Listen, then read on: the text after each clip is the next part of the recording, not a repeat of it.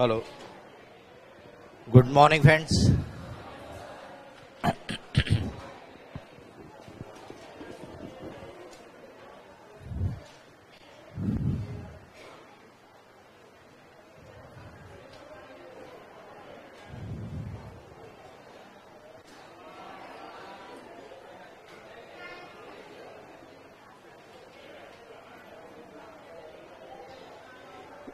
एक छोटा सा announcement,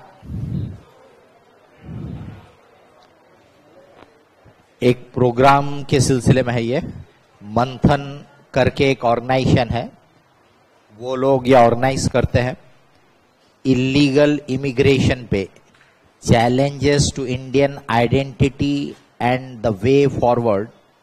advocate J Sai Deepak, he is the speaker, engineer turn lawyer.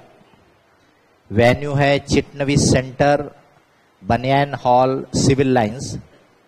Date 21 July, मेरे ख्याल से कल,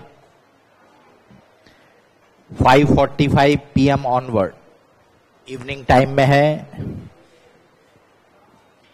इन लोगों के ऑर्गेनाइज लेक्चर बहुत अच्छे स्पीकर रहते हैं, इसलिए जिनको भी थोड़ा भी अपने फ्यूचर के बारे में जानने में इंटरेस्ट है तो अटेंड करो। बराबर।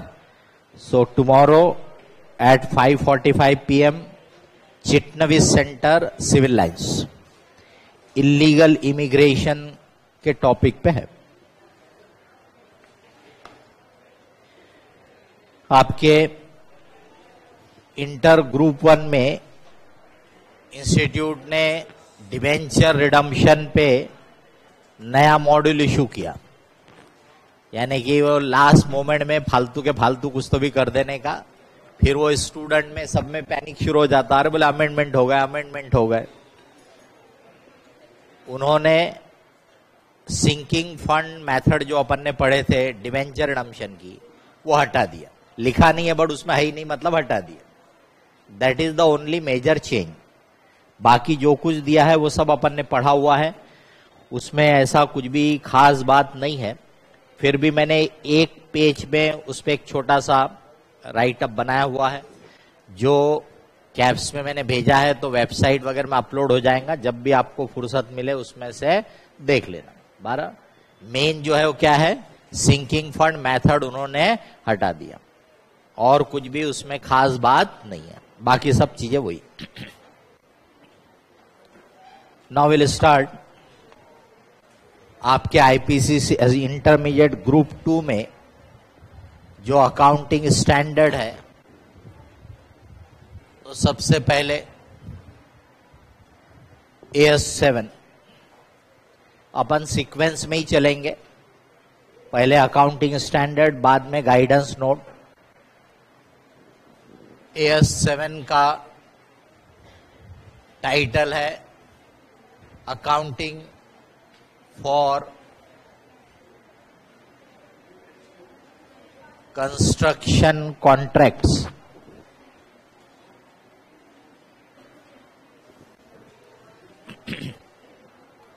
अकाउंटिंग फॉर कंस्ट्रक्शन कॉन्ट्रैक्ट्स किस चीजों से रिलेटेड है ये? तो generally for the construction of road, building, bridges, dam, इस टाइप के जो इवन बड़ी बड़ी मैन्युफैक्चरिंग प्लांट्स होते हैं, वो भी इस कैटेगरी में आ जाते हैं। इनके कंस्ट्रक्शन के कॉन्ट्रैक्ट से रिलेटेड ये ऐसे कॉन्ट्रैक्ट बोला तो there are always two parties. One is the contractee, जो कंस्ट्रक्शन करवा रहा है, बराबर। AS7 is silent regarding contracting. तो कॉन्ट्रैक्टी के बारे में कुछ नहीं बताता। कारण सिंपल है, कॉन्ट्रैक्टी के लिए खुद का एसेट रहेगा। फॉर एग्जांपल वो बिल्डिंग बनवा रहा अपनी, तो उसके लिए वो फिक्स एसेट है, प्रॉपर्टी है, वो AS10 के हिसाब से उसकी अकाउंटिंग करेगा। AS7 बात करता है, इसमें जो दूसरी पार्टी है यानी कि कॉन्ट्रैक्टर के बारे में AS7 बात करता है। तो इसमें जो कुछ पढ़ोगे वो कॉन्ट्रैक्टर के लिए बिजनेस एक्टिविटी हो गई।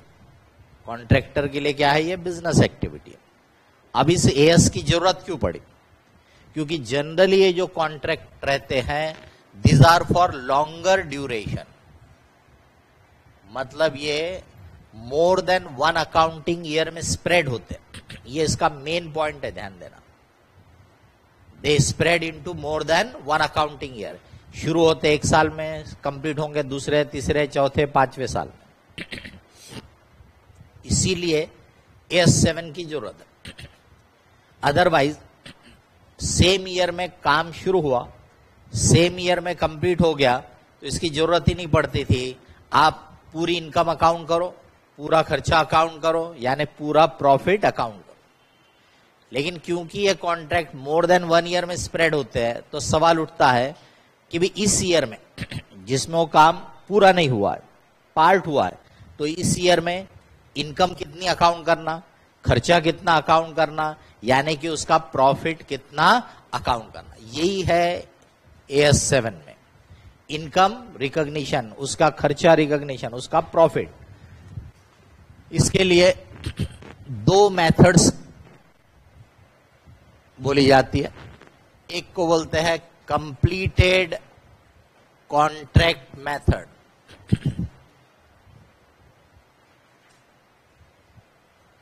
मतलब जब कॉन्ट्रैक्ट कंप्लीट होगा तब आप पूरी इनकम, पूरे एक्सपेंस, इसका मतलब पूरा प्रॉफिट अकाउंट करोगे। पुराने AS7 में इट वाज अलाउड, अब नहीं है, नॉट अलाउड। तो ये मेथड या कंप्लीटेड कॉन्ट्रैक्ट मेथड अब अलाउड नहीं है। अब जो आपको अकाउंटिंग करना है उसको percentage of completion method, percentage of completion method, ये मेथड आपके अलाउड है। Only 1 method. अब परसेंटेज ऑफ कंप्लीशन मेथड मतलब जितना काम हो गया उतनी इनकम अकाउंट करो, उतना खर्चा अकाउंट करो, तो ऑटोमेटिकली इसका मतलब हो गया उतना ही प्रोपोर्शनेट प्रॉफिट अकाउंट होगा। That is called percentage of completion method. अब ये सोच के देखो, आप अगर मान लो कॉन्ट्रैक्ट आपका तीसरे साल में कंप्लीट हुआ, तो मतलब पूरा इनकम, पूरा एक्सपेंस, पूरा प्रॉफिट आप तीसरे साल में अकाउंट करते थे। इसका मतलब पहले साल भी तो काम हुआ ना, बट कुछ इनकम प्रॉफिट अकाउंट नहीं हुआ। दूसरे साल में भी काम हुआ पर वो अकाउंट नहीं हुआ, इसलिए this was not a proper method. ये हर साल के परफॉर्मेंस को बराबर मेजर करके देगा। हर साल कितना काम हुआ उसके हिसाब से इनकम, उसके हिसाब से एक्सपेंस, उसके हिसाब से प्रॉफिट अकाउंट होगा। तो ये मेथड ज्यादा लॉजिकल भी है और अब यही अलाउड है, परसेंटेज ऑफ कंप्लीशन मेथड। तो इसमें जो कुछ अपन पढ़ेंगे वो यही मेथड रहे। अब इसमें एक पॉइंट से शुरुआत कर सकते हैं अपन कि भाई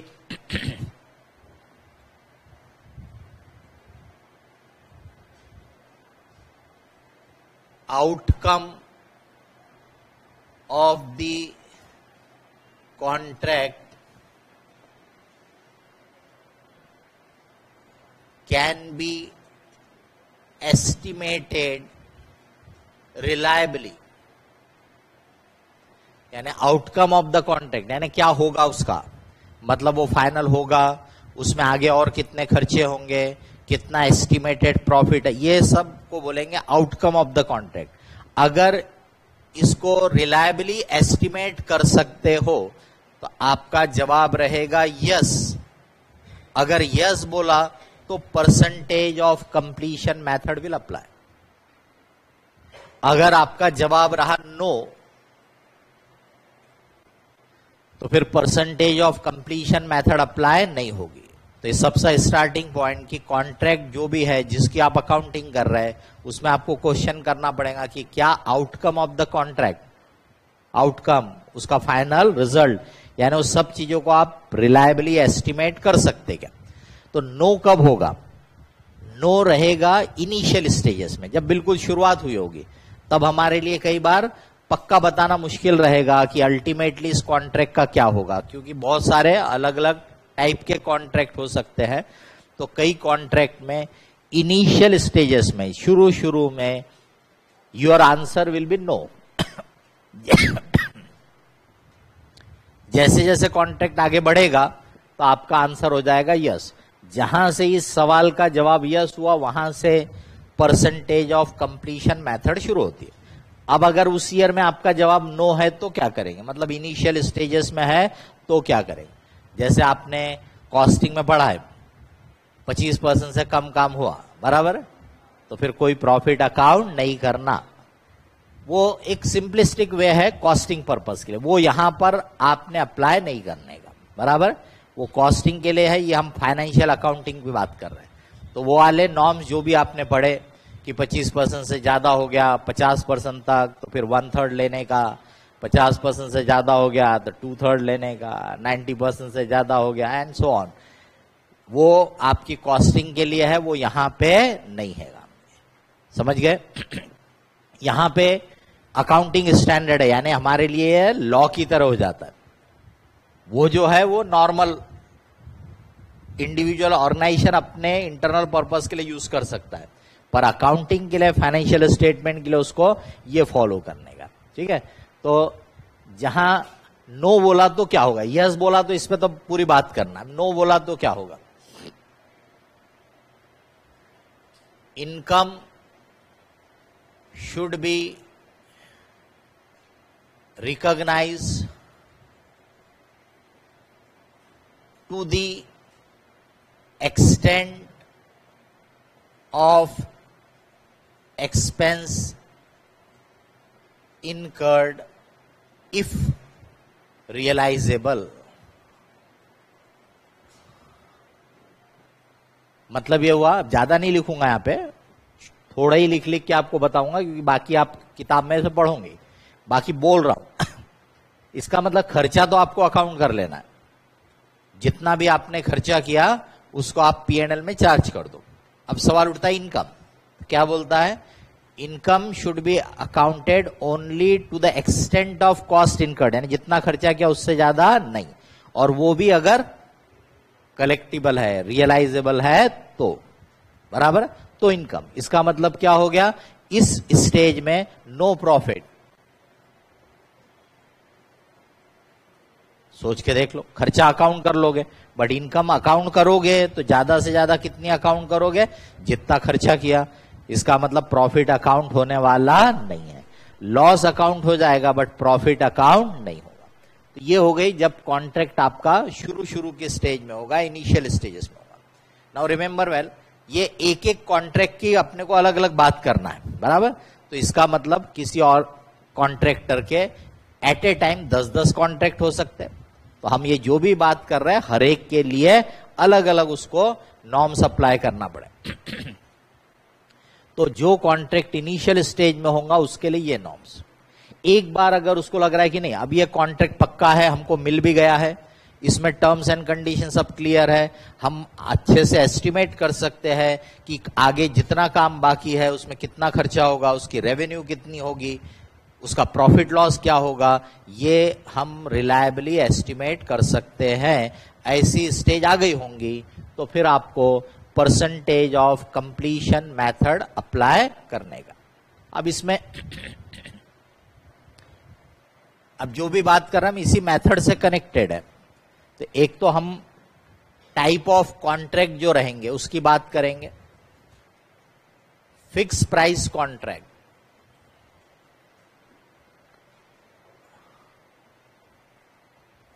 इसमें अपन बोलेंगे फ्लोटिंग फ्लेक्सिबल, क्या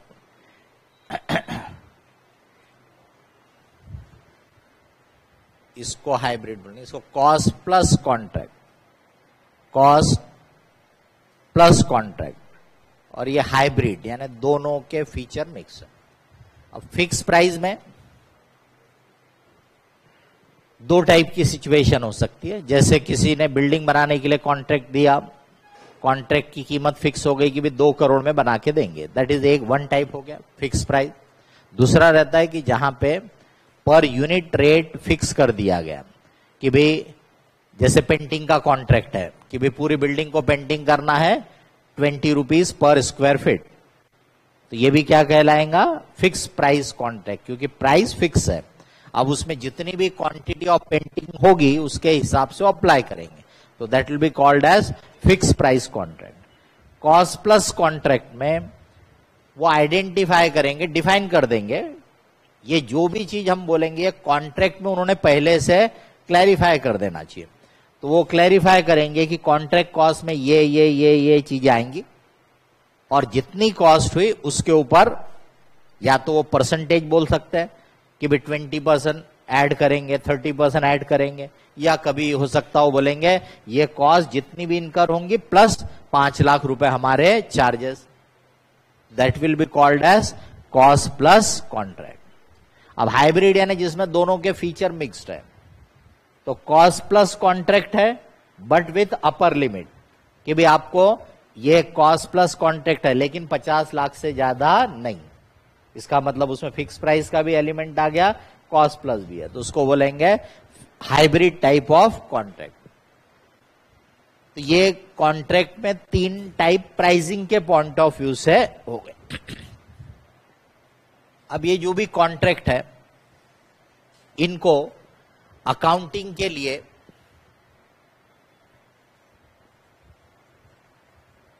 सेगमेंटिंग या कंबाइनिंग, सेगमेंटिंग या कंबाइनिंग,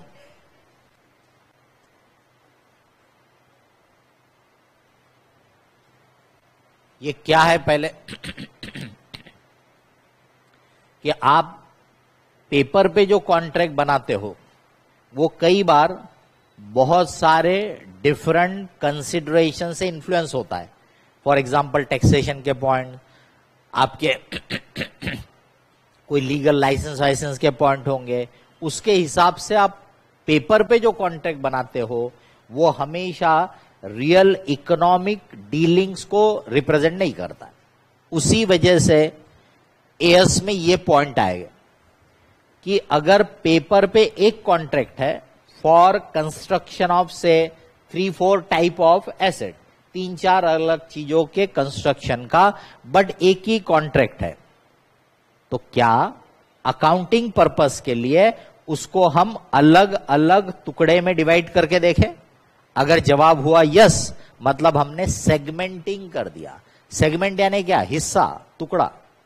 तो पेपर पे कॉन्ट्रैक्ट एक है लेकिन हम अकाउंटिंग के लिए फिर उसको क्या करेंगे, अगर उसकी कंडीशंस में वो फिट बैठता होगा तो, यानी ये चॉइस नहीं है, वो पैरामीटर में फिट बैठेगा तो आपको करना ही है, वो आपको कोई चॉइस नहीं है। वो पैरामीटर में नहीं बैठेगा तो फिर आप उसको एक ट्रीट करेंगे, बराबर।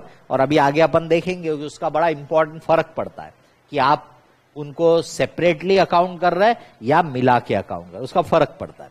तो फिलहाल तो पहले इसको समझ लो। तो इसका मतलब पेपर पे एक कॉन्ट्रैक्ट है, बट अगर हम उनको अलग अलग एसेट वाइज अलग अलग कॉन्ट्रैक्ट मान रहे तो that will be called as segmenting. आपने उसके सेगमेंट कर दी, हिस्से बाटी कर दी। अब इसी का उल्टा, पेपर पे आपने 4 कॉन्ट्रैक्ट बनाए, तो सवाल उठता है कि क्या उनको चारों को अलग अलग अकाउंट करना है या कंबाइन करना है? तो उसको बोलेंगे कंबाइनिंग, कि पेपर पे 4 है पर हम अकाउंटिंग पर्पस के लिए उनको मिला के एक ट्रीट कर रहे हैं, तो अगर वो क्राइटेरिया में बैठेगा तो हम उसको बोलेंगे कंबाइनिंग। तो इसका मतलब ये आपके वो जो प्रिंसिपल अपन ने सीपीटी लेवल में पढ़ा था, फाउंडेशन में पढ़ा था, सब्सटेंस ओवर फॉर्म, उसका एप्लीकेशन है, उसका यूज है कि अकाउंटिंग स्टैंडर्ड बोलता है substance of the transaction is more important than mere legal form. तो लीगल फॉर्म क्या है, पेपर पे आपने कॉन्ट्रैक्ट कैसा बनाया, तो पेपर पे तो आपने कई दूसरे रीजन से कॉन्ट्रैक्ट वैसा बनाया होगा, लेकिन हम ये देखेंगे कि सब्सटेंस ऑफ ट्रांजैक्शन क्या है। और अगर हमको सब्सटेंस ऑफ ट्रांजैक्शन आपके लीगल फॉर्म से मैच होता हुआ नहीं दिखा, इसका मतलब लीगल फॉर्म अलग और सब्सटेंस अलग, तो हम फिर सब्सटेंस पे जाएंगे। पेपर पे एक कॉन्ट्रैक्ट है पर हम उसको अलग अलग ट्रीट करेंगे, पेपर पे अलग अलग है पर हम उसको कंबाइन करेंगे अगर सब्सटेंस उसका अलग बात बता रहा है तो, बराबर। और अगर सब्सटेंस और लीगल फॉर्म दोनों मैच हो रहे होंगे तो फिर तो प्रॉब्लम ही नहीं। पेपर पे भी अलग है, अकाउंटिंग में भी हम अलग यूज कर रहे हैं, पेपर पे भी कंबाइंड कॉन्ट्रैक्ट है, अकाउंटिंग में भी हम कंबाइंड कर रहे हैं। इसका मतलब ये नहीं हो कि हर बार हमको ये करना है। जहां पे लीगल फॉर्म और सब्सटेंस मैच नहीं हो रहा होगा तो हम सब्सटेंस पे जाएंगे। अब क्या कंडीशन है, तो उस पे उन्होंने 3 चीजों को एम्फसाइज किया कि आपने हर एक आइटम का सेपरेट प्रपोजल दिया हुआ था, सेपरेट प्रपोजल फॉर ईच, बराबर। तो भाई पेपर पे एक कॉन्ट्रैक्ट बनाया गया बाद में, लेकिन जब आपने प्रपोजल दिए थे, फॉर एग्जांपल कोई बड़ा कॉम्प्लेक्स बना रहे तो उसमें एक रेसिडेंशियल बिल्डिंग है, एक मान लीजिए कमर्शियल कॉम्प्लेक्स है, एक मान लीजिए स्विमिंग पूल है, ऐसे अलग अलग टाइप के आपने हर एक के लिए सेपरेट प्रपोजल दिया था, हर एक के लिए सेपरेट नेगोशिएशन हुए और दोनों पार्टी को चॉइस थी, चॉइस टू बोथ। दोनों कौन, ये आपके सामने दिख रहा है, कॉन्ट्रैक्टर एंड कॉन्ट्रैक्टर, दोनों को चॉइस थी। चॉइस थी मतलब जो एसेट का काम आप लेना चाहो, जो कॉन्ट्रैक्ट आप लेना चाहो लो, जो नहीं लेना चाहे मत लो। वो जो आपको देना चाहेगा उसको पटेगा तो देगा, नहीं देना होगा तो नहीं देगा। और इनकी कॉस्ट, रेवेन्यू, ये आप सेपरेटली आइडेंटिफाई कर सकते हो, निकाल सकते हो। अगर ये तीनों चीज में फिट बैठा तो आपको भले पेपर पे वो कॉन्ट्रैक्ट एक है पर आपको उसको अलग अलग टुकड़े में देखना पड़ेगा फॉर ईच एसेट। वो 3 भी बन सकते हैं, 4 भी बन सकते हैं, जितने सेपरेट एसेट वाले होंगे। तो फॉर एग्जांपल हमारा वो कॉन्ट्रैक्ट एक ही है पेपर पे, लेकिन हमको लगता है कि ये पैरामीटर में फिट बैठता है, तो हम कमर्शियल बिल्डिंग का कॉन्ट्रैक्ट वो ट्रीट करेंगे सेपरेट, रेसिडेंशियल बिल्डिंग का कॉन्ट्रैक्ट ट्रीट करेंगे सेपरेट, स्विमिंग टैंक का कॉन्ट्रैक्ट ट्रीट करेंगे सेपरेट। और जो भी नॉर्म्स आगे आप पढ़ोगे, जो भी अकाउंटिंग पढ़ोगे, तीनों की अलग अलग होगी, समझ गए। लेकिन अगर इसमें नहीं फिट बैठता होगा तो फिर वो एक ही कॉन्ट्रैक्ट ट्रीट किया जाएगा, समझ रहे हैं। फिर पूरे को मिला के एक ही ट्रीट किया जाएगा। अब मान लो उसी एग्जाम्पल को लो, पेपर पे 3 कॉन्ट्रैक्ट बने, पेपर पे 3, रेसिडेंशियल बिल्डिंग का अलग, कमर्शियल बिल्डिंग का अलग, स्विमिंग पूल का अलग, अलग अलग कॉन्ट्रैक्ट बने पेपर पे। तो सवाल उठता है कि क्या सब्सटेंस भी उससे मैच हो रहा है लाइक दिस? अगर यस तो फिर तो सेपरेट अकाउंट करना है, लेकिन अगर नो तो उसके लिए क्या क्राइटेरिया या पैरामीटर आपको देखने का है। तो आपने इनका जो नेगोशिएशन किया वो negotiation as a single package किया हुआ है, यानी पूरे को मिला के वो नेगोशिएशन हुआ एज ए सिंगल पैकेज। वो सभी आइटम जो है वो क्लोजली इंटर रिलेटेड है, एक दूसरे से बिल्कुल जुड़े हुए, कनेक्टेड हुए, closely interrelated as part of a single package। वो पूरे एक सिंगल प्रोजेक्ट के हिस्से के तौर पे जुड़े हुए, एक बड़ा प्रोजेक्ट है उसके क्लोजली इंटररिलेटेड हिस्से के तौर पे जुड़े हुए हैं, and accepted on A overall profit margin, overall profit margin के। फॉर एग्जाम्पल मान लो कि भी उन्होंने हमको, अपन कॉन्ट्रैक्टर बन के बात करो, वही 3 में से स्विमिंग टैंक के लिए बोल रहे 10 लाख देंगे, अपना एस्टिमेट बोलता है कि ये तो 15 लाख में बनेगा। तो बताइए कि 10 लाख में आप 15 लाख की चीज बनाने का कॉन्ट्रैक्ट लोगे क्या? नहीं लोगे। लेकिन उन्होंने पहली कंडीशन रख दी कि भैया पूरा प्रोजेक्ट आपको लेना है तो पूरा हम टुकड़े टुकड़े में नहीं देंगे। आपको दिख रहा है कि भी स्विमिंग पूल वाले में तो आपको 5 लाख रुपए का नुकसान है, लेकिन कमर्शियल और रेसिडेंशियल बिल्डिंग में इतनी प्रॉफिट मार्जिन है कि पूरे प्रोजेक्ट पे एक ओवरऑल रीजनेबल प्रॉफिट जो आप एक्सपेक्ट करते हो वो अवेलेबल है। तो बताइए कि स्विमिंग पूल की वजह से आप पूरा कॉन्ट्रैक्ट छोड़ोगे क्या? नहीं। तो इसका मतलब आपने क्या किया, ओवरऑल प्रॉफिट मार्जिन को ध्यान में रख के कॉन्ट्रैक्ट ले लिया। अब आप ही सोचोगे ऐसे केस में अगर अकाउंटिंग करते समय आप अलग अलग अकाउंट करोगे तो प्रॉपर रिजल्ट नहीं दिखाएगा।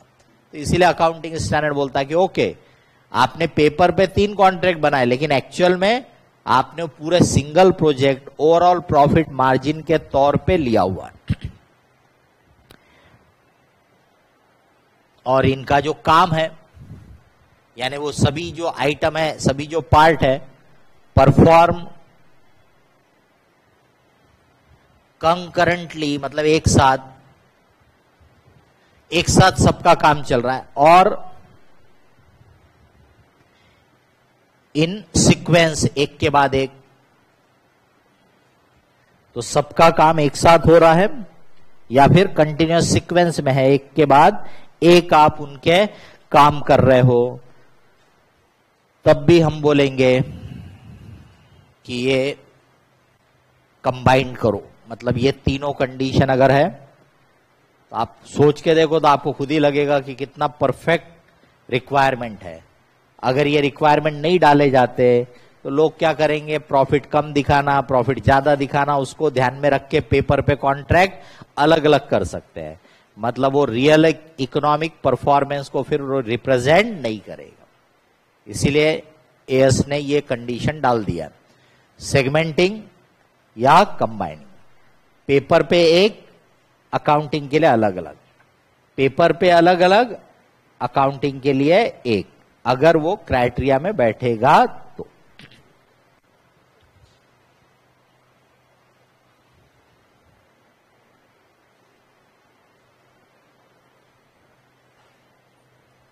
अब परसेंटेज ऑफ कंप्लीशन मेथड में सबसे इंपॉर्टेंट रहता है स्टेज ऑफ कंप्लीशन, यानी काम कितना हुआ, स्टेज ऑफ कंप्लीशन। तो सवाल उठता है कि भी स्टेज ऑफ कंप्लीशन कैसे मेजर करोगे? तो अकाउंटिंग स्टैंडर्ड बोलता है कि अलग अलग नेचर के प्रोजेक्ट हो सकते हैं, इसलिए वो ऐसा कोई हार्ड एंड फास्ट आपके लिए रूल नहीं बनाते। वो बोलते depending upon the nature of work आप डिसाइड करो कि कौन सा तरीका वर्क परफॉर्म को अच्छे से मेजर कर सकता है। इसका मतलब कॉन्ट्रैक्टर हैज टू डिसाइड, क्योंकि कॉन्ट्रैक्टर को अपने इस चीजों की टेक्निकलिटीज मालूम रहती है, तो वो ज्यादा बेटर पोजीशन में रहेगा ये डिसाइड करने के कि कौन सा तरीका वर्क परफॉर्मेंस को ज्यादा अच्छे से मेजर करेगा। फिर उसके साथ साथ उन्होंने 3 तरीके वहां मेंशन कर दिए, जैसे एग्जाम्पल के तौर पे अपन बोलते ना, वैसे 3 तरीके उन्होंने मेंशन कर दिए। इसका मतलब ये नहीं है कि 3 पे रोक दिया आपको, क्योंकि पहले वो क्या बोलता है कि भी वो नेचर ऑफ कॉन्ट्रैक्ट के हिसाब से अलग अलग तरीके हो सकते हैं। अब वो 3 जो तरीके उन्होंने स्पेसिफाई किए, कॉस्ट इनकर्ड, हम ये सब बात कर रहे हैं उस कॉन्ट्रैक्ट पे, और अभी ये पढ़ लिया, इसका मतलब अकाउंटिंग के लिए जो आपने यूनिट डिसाइड किया होगा, बराबर, जो एक यूनिट ऑफ कॉन्ट्रैक्ट डिसाइड किया उसकी बात हो रही है यहां पे। पेपर पे क्या है उससे कोई मतलब नहीं। अकाउंटिंग के लिए आपका यूनिट ऑफ कॉन्ट्रैक्ट क्या है, बराबर है, वो उसके लिए उसकी cost incurred to total estimated cost, इसका जो प्रपोर्शन है क्या है, proportion of cost incurred to total estimated cost. भाई मान लो कि टोटल एस्टिमेटेड कॉस्ट है 4 करोड़, आपने खर्चा किया है अभी तक मान लो कि भी 1 करोड़, तो 1 crore divided by 4 crore into 100, तो अपन बोलेंगे 25%, ये स्टेज ऑफ कंप्लीशन हो गया। बराबर, ये इसलिए इंपॉर्टेंट है क्योंकि परसेंटेज ऑफ कंप्लीशन मेथड में आप जो रेवेन्यू रिकॉग्नाइज करोगे, जितना काम हुआ उतनी रेवेन्यू, तो जैसे 25% काम हो गया तो 25% रेवेन्यू। बराबर, खर्चा भी फिर 25% टोटल एस्टिमेट का, ऑटोमेटिकली इसका मतलब क्या हो गया, प्रॉफिट भी 25% अकाउंट होगा।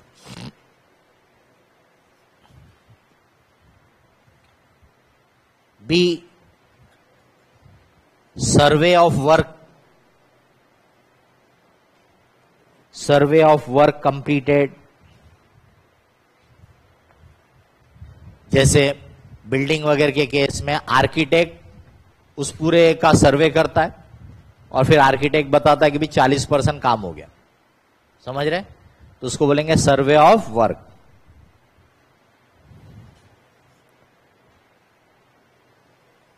Completion of a physical proportion. For example, आपको कॉन्ट्रैक्ट मिला है 200 किलोमीटर रोड बनाने का। बराबर, अभी रोड का काम कैसा होगा, एक डायरेक्शन से शुरू होगा और कंप्लीट होता जाएगा। तो मान लीजिए कि भी इस ईयर एंड में आपके वो 200 किलोमीटर में से 60 किलोमीटर का रोड बन गया है, तो वो इस कैटेगरी में बैठ सकता है। बराबर, यानी एक फिजिकल प्रपोर्शन आपने मेजर कर लिया कि टोटल काम है 200 किलोमीटर का रोड, 60 किलोमीटर हो गया है, तो ये कैटेगरी हो गई। बराबर, ऐसी कोई और कॉन्ट्रैक्ट हो सकता है जिसमें कोई यूनिफॉर्म नंबर ऑफ यूनिट्स के आप बना रहे, कोई पर्टिकुलर चीज है जो एक सरी की है, उसकी आपको 10,000 यूनिट मैन्युफैक्चर करना है, आपने इस ईयर एंड के तक 4,000 मैन्युफैक्चर कर दिए, तो हम बोलेंगे 40% काम हो गया, लाइक दैट। तो ये ऐसा physical proportion of work done. या फिर कोई एक्सपर्ट रहेगा जो सर्वे करेगा, जैसे बिल्डिंग में आर्किटेक्ट सर्वे कर सकता है, और वो जो ओवरऑल प्लान है, क्योंकि आर्किटेक्ट के पास ओवरऑल प्लान भी है और सामने बिल्डिंग भी दिख रही है जितनी बनी हुई है, तो इस प्लान को ध्यान रख के वो ये बता सकता है कि ये बिल्डिंग कितना काम हो चुका है। अपन बता सकते क्या? नहीं। इसका मतलब survey of work perform will be by some expert, जो उसका जानकार होगा। ये अपना वाला काम हो गया। बराबर है, ये कॉस्ट इनकर्ड के बेसिस पे अकाउंटिंग का डाटा कि भी कितना खर्चा आपने उस कॉन्ट्रैक्ट पे किया फॉर द वर्क परफॉर्म, और उसको कंपेयर करो with the total estimated cost. तो प्रॉब्लम में आपको ये वाला कई बार पूछ लेते हो, इससे पता चलेगा stage of completion. Stage of completion पता हो गया तो उसी के हिसाब से आप अकाउंट करोगे रेवेन्यू, उतनी परसेंट, उतने ही परसेंट कॉस्ट, इसका मतलब ऑटोमेटिकली उतना परसेंट प्रॉफिट। लेकिन यहां पर एक चीज होती है,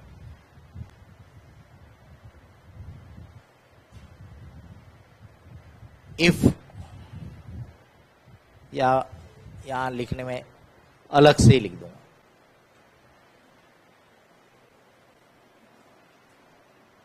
इफ टोटल estimate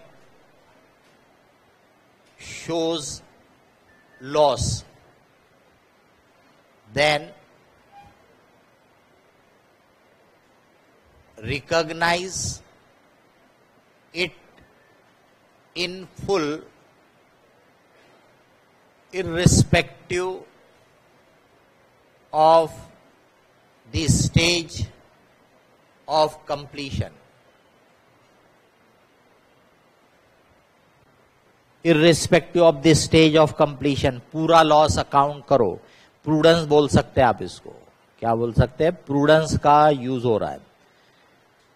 तो अगर हमारा ओवरऑल एस्टिमेट बोलता है कि इसमें लॉस होगा, तो फिर हम ये नहीं देखेंगे कि कितना काम हुआ, इवन हो सकता है काम शुरू भी नहीं हुआ होगा, तो भी हम पूरा लॉस अकाउंट कर लेंगे।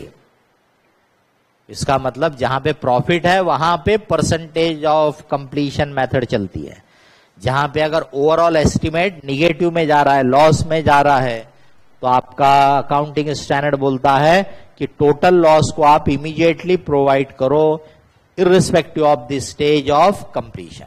बराबर। तो स्टेज ऑफ कंप्लीशन वाला अपने को कब जरूरत पड़ता है? इफ इन प्रॉफिट, अगर वो प्रॉफिट में है तो। इफ इन लॉस, अगर लॉस में है तो फिर पूरा का पूरा लॉस इमीडिएटली अकाउंट करो।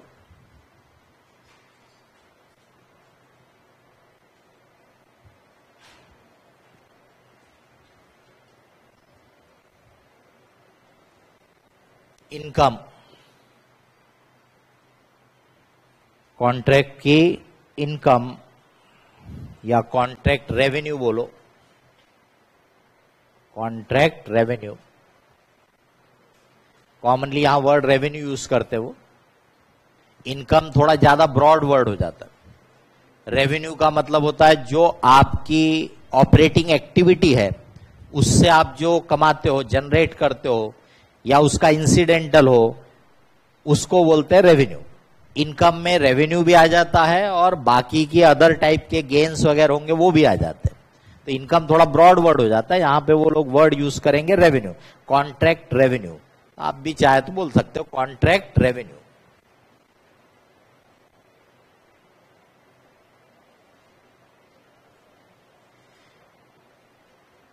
Includes, contract revenue includes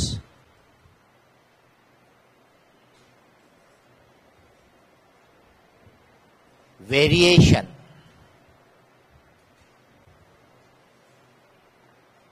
claim,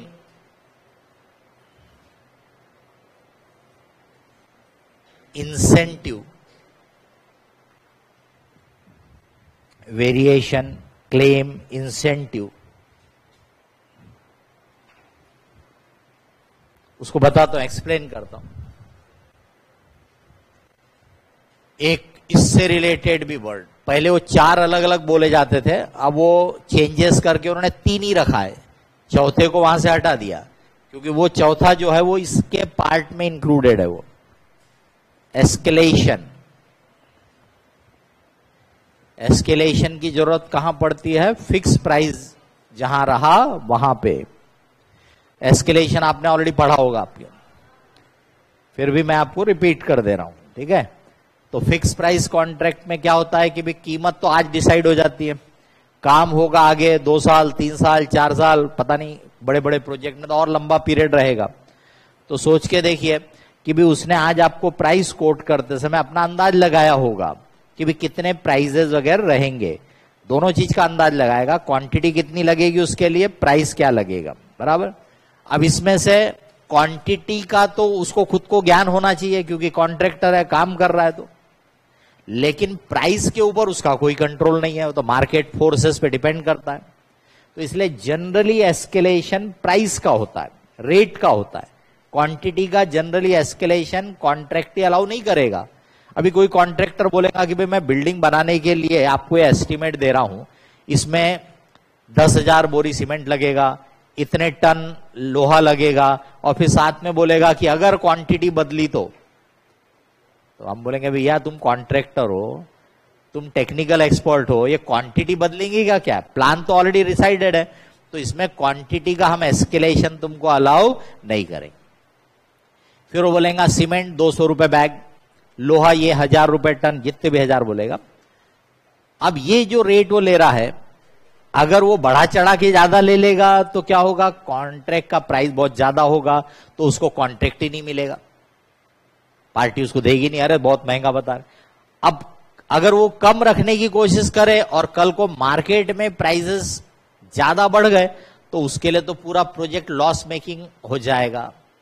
ऐसे जगह पे वो बोलेगा कि भाई रेट मैं ये ले रहा हूं अपने कैलकुलेशन में, सीमेंट का ये रेट, लोहे का ये रेट, जो भी मेजर प्रोडक्ट इनपुट होंगे वो रेट दे देगा और बताएगा कि भाई अगर ये रेट बढ़ते हैं तो फिर हम ये प्राइस को बढ़ाएंगे। कितना? अगेन दोनों पार्टियों के ऊपर डिपेंड करता है। 100% भी हो सकता है कि जितना बढ़ेगा पूरा भाई मैं आपसे लूंगा, या हो सकता है कि भी 75% मैं आपसे लूंगा, 25% मैं भी, what ever is agreed between them, उनके बीच में जो भी जिस टाइप से एग्री हुआ उसको बोलते हैं अपन एस्केलेशन। तो इसका मतलब फिक्स प्राइस में भी एस्केलेशन क्लॉज की वजह से प्राइजेस फ्लक्चुएट हो सकता है, बदल सकता है, अगर वो एस्केलेशन का कुछ अमाउंट आया तो। क्वांटिटी का एस्केलेशन कब अलाउ हो सकता है कि वो कोई नए टाइप का प्रोजेक्ट हो, टेक्निकली नया हो, जिसका कॉन्ट्रैक्टर को भी पास्ट एक्सपीरियंस नहीं है, तो बोल सकता है कि भाई मैं तुम्हारे लिए करके दे रहा हूं लेकिन अभी इसका मेरे पास भी अंदाज बराबर नहीं है। तो ऐसे जगह पे they can agree for quantity also, but हमेशा क्वांटिटी के लिए वो एग्री होंगे ऐसा जरूरी नहीं है। अब आप में से कोई बोलेगा कि हम प्राइस के लिए भी एग्री नहीं होंगे, हम तो बोलेंगे नहीं फिक्स प्राइस है ना, फिक्स प्राइस। तो उसमें आपके लिए भी एक प्रॉब्लम, आपने तो बोल दी कि नहीं हम तो भाई प्राइस कीमत मार्केट में बढ़े तो भी हम आपको एक्स्ट्रा नहीं देंगे, इससे हो सकता है वो फिर क्वालिटी पे ध्यान ना दे, क्योंकि आफ्टर ऑल वो भी बिजनेस वाला है, उसको भी कुछ तो ध्यान देना पड़ेगा। कभी कभी ऐसा भी हो सकता है कि बीच में कॉन्ट्रैक्ट छोड़ के चला जाए, समझ रहे हैं? इसका मतलब you have to be reasonable, आपको हमेशा बिजनेस में रिजनेबल होना चाहिए तो अच्छा रहेगा लॉन्ग टर्म में। तो आप भी एग्री कर सकते कि ओके ये प्राइजेस पे आपका कोई कंट्रोल नहीं है, आप अभी के प्राइजेस के हिसाब से हमको प्राइस बता दो, और प्राइजेस अगर बढ़ेंगे तो हम एक्स्ट्रा देने को तैयार है। तो that is called escalation. Okay, अब आ जाती है वेरिएशन। वेरिएशन नाम से ही समझता है कि भी इनिशियली कॉन्ट्रैक्ट में हर चीज एग्रीड हो जाती है, जैसे कि डिजाइन हो गया, जैसे कि अलग अलग आइटम कि भी टाइल्स लगाएंगे कि मार्बल लगाएंगे, फिटिंग कौन सी वाली लगाएंगे, electrical fitting, whatever, all things are decided. But जब काम आगे बढ़ता है तो many times contractee will come out with some changes, बोलेगा कि नहीं भाई मैंने पहले तो बोला था टाइल्स बट नहीं मुझे तो मार्बल लगाना है, राइट? या पहले मैंने ये डिजाइन में थोड़ा ऐसा बोला था लेकिन ये ऐसा नहीं चलेगा, ये ऐसा करना है। इसको बोलते हैं variation in the terms of the contract, मतलब उसके स्पेसिफिकेशन में, उसके आइटम्स में, उसमें चेंजेस हो रहे, वेरिएशन हो रहे। इसकी वजह से कॉन्ट्रैक्ट प्राइस बढ़ भी सकता है, घट भी हो सकता है। सो दिस कैन ऐड और रिड्यूस योर रेवेन्यू, बढ़ भी सकता है और घट भी सकता है। अब सवाल उठता है कि भी इसको रेवेन्यू में लेंगे क्या या कब लेंगे? तो इसको रेवेन्यू में लेंगे प्रोवाइडेड आपका वो जो वेरिएशन है उसको सामने वाली पार्टी ने एग्री किया है, एक्सेप्ट किया है, मतलब वो प्रोबेबल है कि वो एक्सेप्ट हो जाएगा और हमको उसकी कीमत मिलेगी। वो एक्सेप्टेंस होना चाहिए, एक्सेप्टेंस की प्रोबेबिलिटी होना चाहिए कि एक्सेप्टेंस या अप्रूवल हो जाएगा, और मेजरेबिलिटी होना चाहिए। मेजरेबिलिटी हर एक के इसमें दिया हुआ है, मतलब आपके पास उसका रिलायबल मेजरमेंट का बेसिस होना चाहिए। तो मेजरेबिलिटी तो करीब करीब हर जगह ही रहती है, बिकॉज किसी चीज का अगर आपके पास रीजनेबल मेजरमेंट पॉसिबल ही नहीं है, मेजरमेंट मतलब उसका अमाउंट, उसका क्वांटिफिकेशन, तो अगर अमाउंट ही नहीं निकाल पाओगे तो अकाउंटिंग कैसे करोगे? तो वो तो करीब करीब हर जगह रहता ही है। इनमें भी तीनों में उन्होंने डाला है मेजरेबिलिटी होना चाहिए, बट उसके पहले क्या होना चाहिए कि वो अप्रूव हो जाएगा, इसके आपको प्रोबेबिलिटी होना चाहिए, प्रोबेबल होना चाहिए। Claim will be always upward, claim will be always upward. ये किसका क्लेम है? कॉन्ट्रैक्टर के क्लेम की बात कर रहे हैं ऑन कॉन्ट्रैक्टिंग। अब क्लेम थोड़ा सा वर्ड ही थोड़ा डिस्प्यूट का एंगल बताता है। यहां पे कैसा था, वेरिएशन तो उसी ने बोला था, तो इसलिए इसके एक्सेप्ट करने में जनरली कोई प्रॉब्लम नहीं जाएगा। बट इसमें आप डिमांड करते हो, फॉर एग्जाम्पल भाई उसने कॉन्ट्रैक्ट में एग्री किया था कि सीमेंट मैं सप्लाई करूंगा, अब वो सीमेंट सप्लाई करने में लेट हो गया तो हमारे वर्कर, हमारी मशीन सब खाली पड़े वहां पे, हमारा नुकसान हो रहा है, इसलिए हम उसके ऊपर क्लेम करते हैं कि भाई इतना हमको एक्स्ट्रा मिलना चाहिए, बराबर। तो claim is always in the nature of a little bit dispute, इसलिए यहां पे रिकॉग्नाइज करने के पहले आपको देखना चाहिए कि आपका वो जो क्लेम है वो एक्सेप्ट हो जाएगा। आपका नेगोशिएशन बोलो, आपका उसके साथ बार्गेनिंग बोलो, इस स्टेज में आ गया है कि आपको विश्वास है कि आपका क्लेम एक्सेप्ट हो जाएगा, तभी उसको रेवेन्यू में लेने का, नहीं तो रेवेन्यू में काउंट नहीं करने का। Incentive will always be positive, यानी कि बढ़ाएगा वो रेवेन्यू को। अब इंसेंटिव कैसा, कॉन्ट्रैक्ट में कई बार मेंशन किया रह सकता है कि भैया जैसे टाइम के पॉइंट ऑफ व्यू से कि भैया पूरा काम 3 साल में होगा, लेकिन अगर आपने इसको कम टाइम में कंप्लीट करके दिया तो फॉर एवरी मंथ सेव्ड, या जो भी टर्म्स में उसको रखना होगा, हर डे के ऊपर से रख सकता है कि भाई जितने दिन जल्दी आप इसको कंप्लीट करके दोगे, for every day we will give you incentive of 5,000 rupees, बराबर। सब्जेक्ट टू कुछ मैक्सिमम भी डाल देंगे कि भाई मैक्सिमम इतना, बराबर। तो दैट इज कॉल्ड इंसेंटिव। तो इंसेंटिव को रेवेन्यू में लेना क्या, तो इंसेंटिव को रेवेन्यू में तब लेना जब आपको लगे कि काम इतना प्रोग्रेस हो चुका है।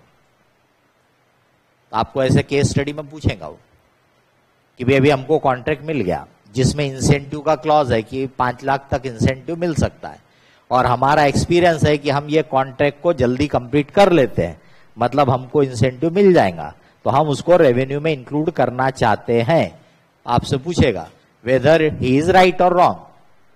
अभी आपने पढ़ा हुआ रहा, सुना हुआ रहा, तो आप जवाब दे पाओगे, नहीं तो नहीं।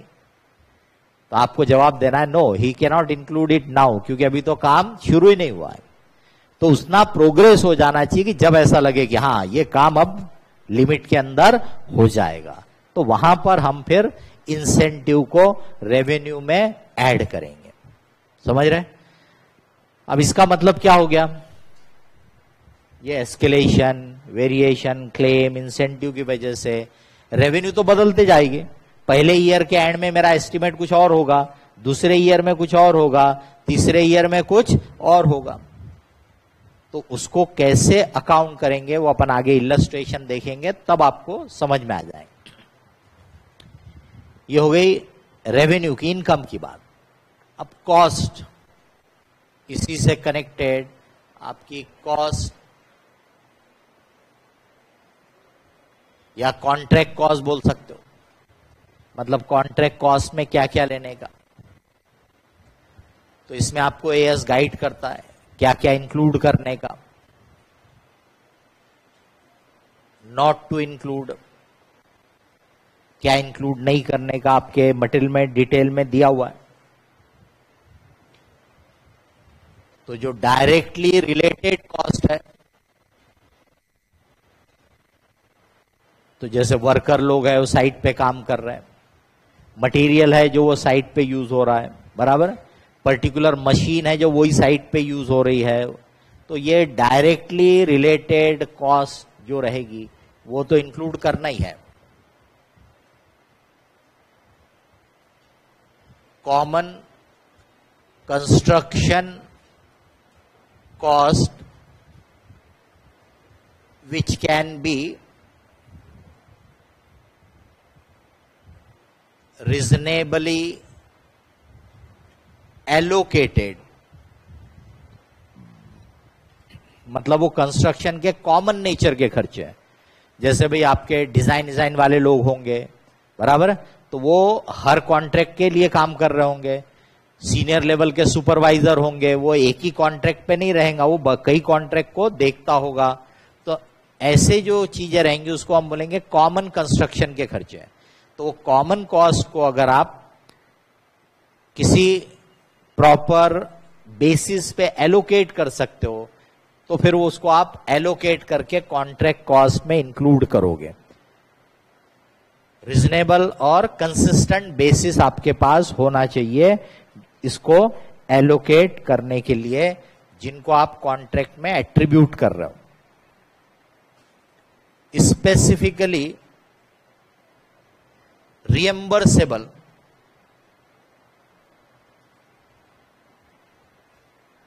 जो कॉस्ट स्पेसिफिकली रिएम्बर्सेबल हो वो भी इंक्लूड करेंगे। यानी भले ही वैसे अपने को वो कॉस्ट को एक्सक्लूड भी करना होगा, लेकिन अगर वो कॉन्ट्रैक्ट के टर्म्स में स्पेसिफिकली रिएम्बर्सेबल है तो फिर वो हम इंक्लूड करेंगे कॉस्ट ऑफ कंस्ट्रक्शन। सिंपल सा एग्जांपल कि भाई आपकी बिल्डिंग बनाने का था, आर्किटेक्ट या कोई अच्छा डिजाइनर, तो आपने कॉन्ट्रैक्टर से बोला कि हमारी बिल्डिंग का जो फ्रंट एलिवेशन है वो आपको फलाने आर्किटेक्ट से या फलाने डिजाइनर से बनवाना पड़ेगा और उसकी जो फीस होंगी हम देने को तैयार है। तो क्या करेगा वो कॉन्ट्रैक्टर, उसका डिजाइन, उसका एलिवेशन उसी से बनवाएगा, उसकी जो भी फीस होंगी वो आपसे रिकवर करेगा। क्या हो गई वो? Specifically reimbursable cost.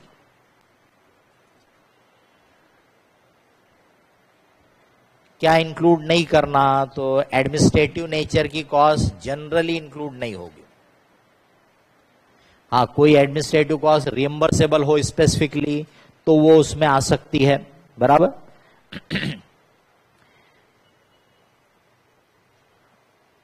सेलिंग की कॉस्ट, मार्केटिंग के खर्चे, ये भी कॉन्ट्रैक्ट कॉस्ट में नहीं इंक्लूड होंगे। अच्छा, जो भी चीज अपन बोल रहे हैं कॉन्ट्रैक्ट कॉस्ट में इंक्लूड नहीं होंगी, इसका मतलब वो जिस ईयर में इनकर हुई उसी ईयर के प्रॉफिट लॉस अकाउंट में एक्सपेंस कर दी जाएगी, चार्ज कर दी जाएगी। समझ रहे? हाँ, तो इसका मतलब ये खर्चे उसी ईयर में प्रॉफिट लॉस में हम। रिसर्च एंड डेवलपमेंट के खर्चे, अब कोई रिसर्च एंड डेवलपमेंट का खर्चा डायरेक्टली एट्रीब्यूटेबल भी हो सकता है, मतलब पर्टिकुलर कॉन्ट्रैक्ट के लिए, तो आप सिर्फ नाम से नहीं जा सकते हो, उसका नेचर देखने का। अगर वो बोल रहा है कि भाई हमने उस पर्टिकुलर प्रोजेक्ट के लिए रिसर्च में काम किया है, रिसर्च का खर्चा किया है, तो वो यहां पर आ सकता है। बट जनरल रिसर्च, आपका बड़ा कंस्ट्रक्शन का कारोबार है, आपकी पूरी साइंटिस्ट लोगों की टीम है जो रिसर्च करती रहती है, अलग अलग इक्विपमेंट की खोज करती रहती है, अलग अलग इनपुट्स या प्रोडक्ट की खोज करती रहती है, बराबर। तो वो जनरल रिसर्च एंड डेवलपमेंट का जो खर्चा रहेगा वो आप कॉन्ट्रैक्ट कॉस्ट में नहीं लोगे। एबनॉर्मल आइडल टाइम बोल सकते हैं अपन, abnormal idle time of plant and equipment, तो इसका जो डेप्रिसिएशन बोल सकते हैं, एबनॉर्मल आइडल टाइम का जो डेप्रिसिएशन है वो हम कॉन्ट्रैक्ट कॉस्ट में चार्ज नहीं करेंगे। आपने ओवरहेड के रेट वेट निकालना पढ़ा है, बराबर। आपने उसमें पढ़ा भी होगा कि नॉर्मल जो नेचर के लॉसेस होते हैं, आइडल टाइम होता है, उसको अपन कॉस्ट में इंक्लूड करते हैं। एबनॉर्मल नेचर के जो वेस्टेजेस वगैरह होते हैं उनको अपन इग्नोर करते हैं।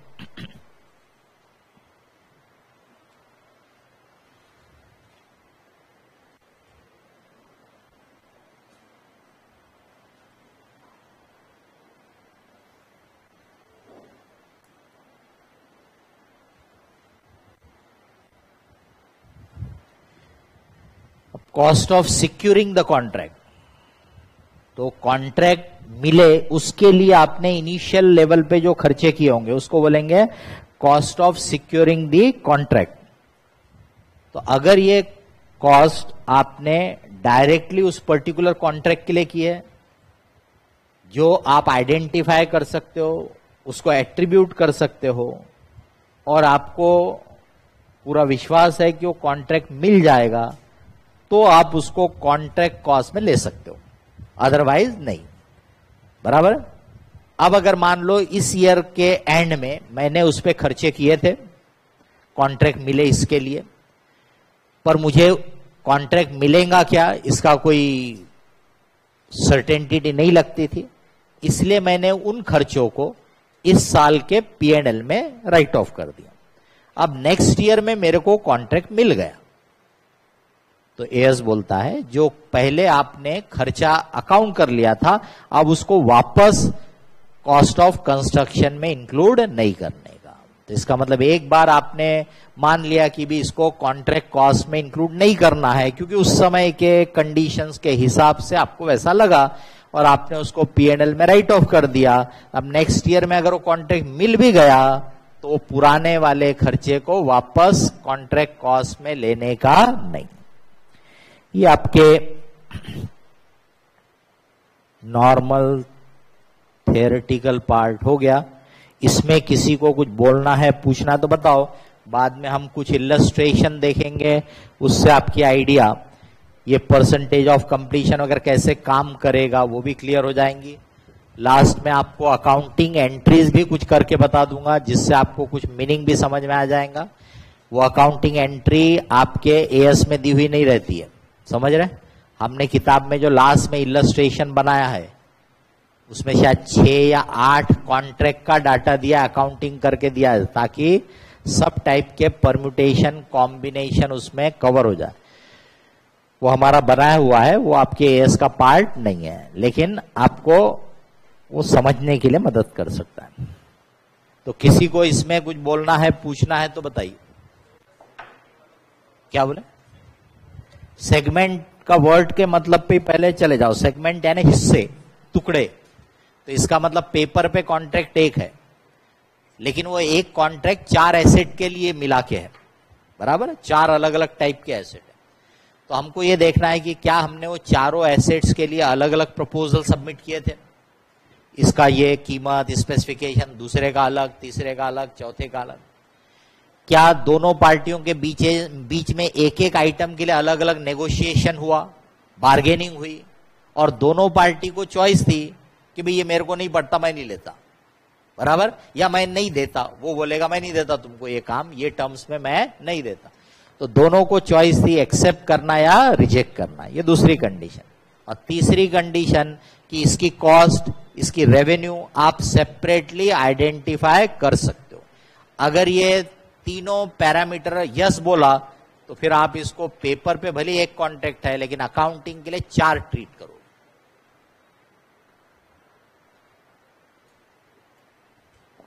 उसको बोलते हैं segmenting.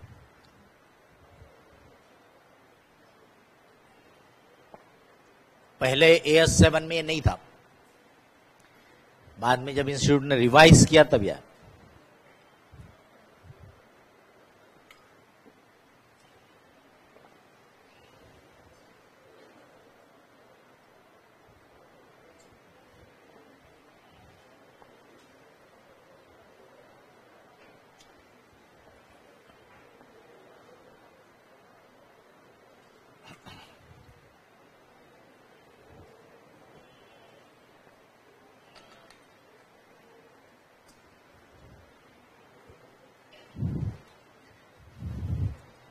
Illustration number 2 page number 8।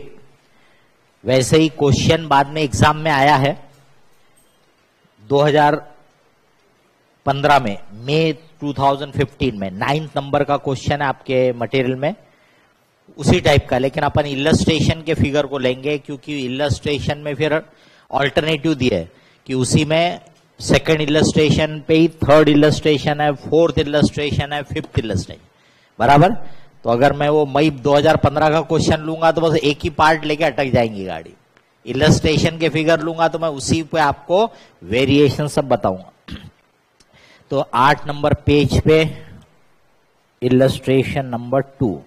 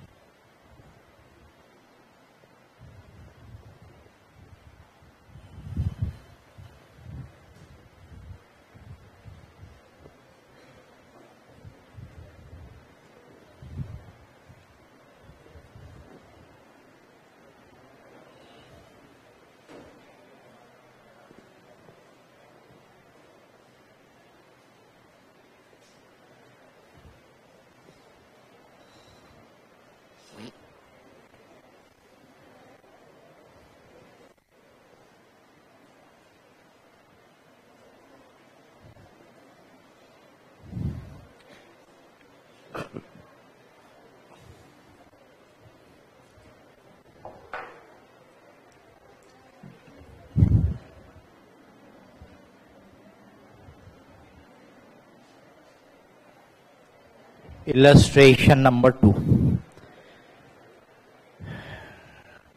अब एक कैलकुलेशन देखने का है, बहुत बड़बड़ चालू है आप लोगों की, फिर से नहीं बताते बैठूंगा एक बार, क्योंकि कैलकुलेशन में टाइम जाता है। तो आपने उसी समय ध्यान देने का बराबर क्या बोला जा रहा है क्या नहीं। लिखना हो लिख सकते हो, नहीं लिखना हो मत लिखो, क्योंकि आपके पास ये सॉल्व है सब, बराबर? लेकिन ध्यान कम से कम पूरा दो। जब मैं कैलकुलेशन पूछूंगा तो आपका हर एक का कैलकुलेटर रेडी होना चाहिए, हर एक ने उसको कैलकुलेट करना चाहिए, ताकि भी आपका उसमें इन्वॉल्वमेंट बढ़ता है।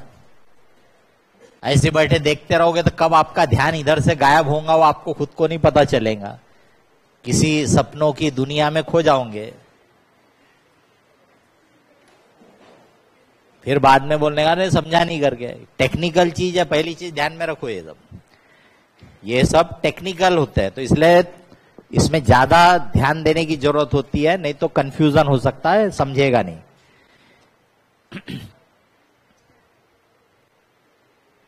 Amount shown here in below are in lakhs.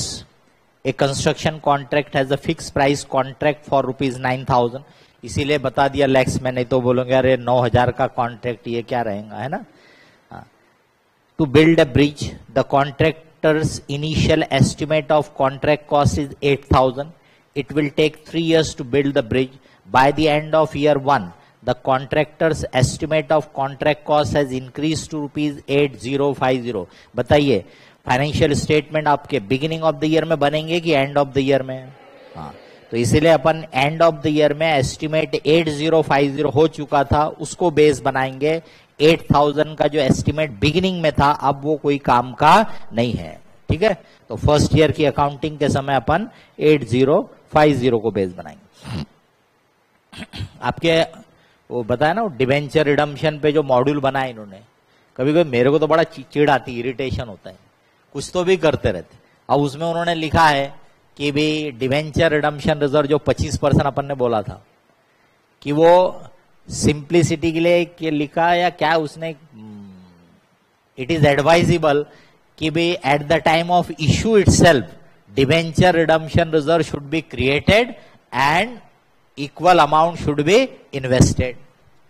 तो पहली चीज तो तुमने क्लैरिफाई करना चाहिए कि लॉ नहीं बोल रहा कि उसको इन्वेस्ट करो, ये पहले तुमने लिखना चाहिए, बट फाइनेंशियल प्रूडेंस के हिसाब से इन्वेस्ट करना, जिसको अपन सिंकिंग फंड मेथड बोलते थे, वो एडवाइजेबल है, वो बोलना चाहिए आप। फिर इनिशियल में क्यों, अभी तो मैंने डिवेंचर इश्यू करके पैसा लिया और आप बोलते कि इसमें से 25% मैं अभी जमा कर डालू, ये कहां का लॉजिक है? तो ऐसा कुछ तो भी डाल के रखे उन्होंने। डिवेंचर अगर कैंसिल किए तो उसमें प्रॉफिट लॉस होता है, उसका ट्रीटमेंट तक नहीं लिखा है कि क्या करना करके। Profit loss on cancellation of debenture में डेबिट क्रेडिट बता दिया, बट व्हाट टू दैट, उसको क्या करेंगे? Should it be treated as capital profit, capital reserve में ट्रांसफर करें कि पीएनएल में ट्रांसफर करें? लिखो ना, मॉड्यूल तो बना डाले कि नवंबर के एग्जाम के लिए नया मॉड्यूल यूज करो, पुराना मत यूज करो, काय का काम का मॉड्यूल है ना, बेफिजूल की चीज है।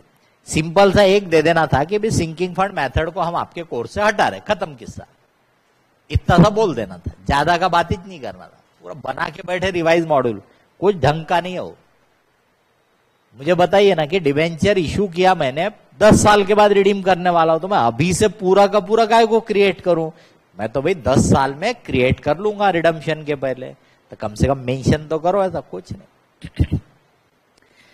तो मैंने ये 8-10 पॉइंट बना है, उतने आप पढ़ लोगे तो आपका आइडिया क्लियर हो जाएगा। उससे ज्यादा मैं तो बोलूंगा आपको मॉड्यूल देखने की भी जरूरत नहीं है, जो अपना मटेरियल दैट इज बेटर। आपको सब सिर्फ सिंकिंग फंड के प्रॉब्लम पूछेगा नहीं ऐसा हम मानेंगे, क्योंकि उन्होंने मॉड्यूल में नहीं दिया है, बाकी लिखा नहीं है कहीं। और पेपर सेटर एक आधा रहेगा, वो पुराना एग्जाम का क्वेश्चन देखेगा, छाप भी देगा, देखना भी पता चलेगा एग्जाम में सिंकिंग फंड का क्वेश्चन आ गया, फिर ह्यू एंड क्राई शुरू हो जाएगा, आउट ऑफ सिलेबस, देखना पक्का ये होने वाला है एक आध एग्जाम में गड़बड़ी, इसमें या तो इसमें होने की पॉसिबिलिटी ज्यादा रहेंगी। फालतू के तमाशे है और कुछ नहीं है। फाउंडेशन वालों के लिए नोटिफिकेशन इशू किया कि भाई आपके डेप्रिसिएशन चैप्टर में से annuity method, sinking fund method और वो जो रिपेयर्स का प्रोविजन वगैरह करते हो हटा दिया।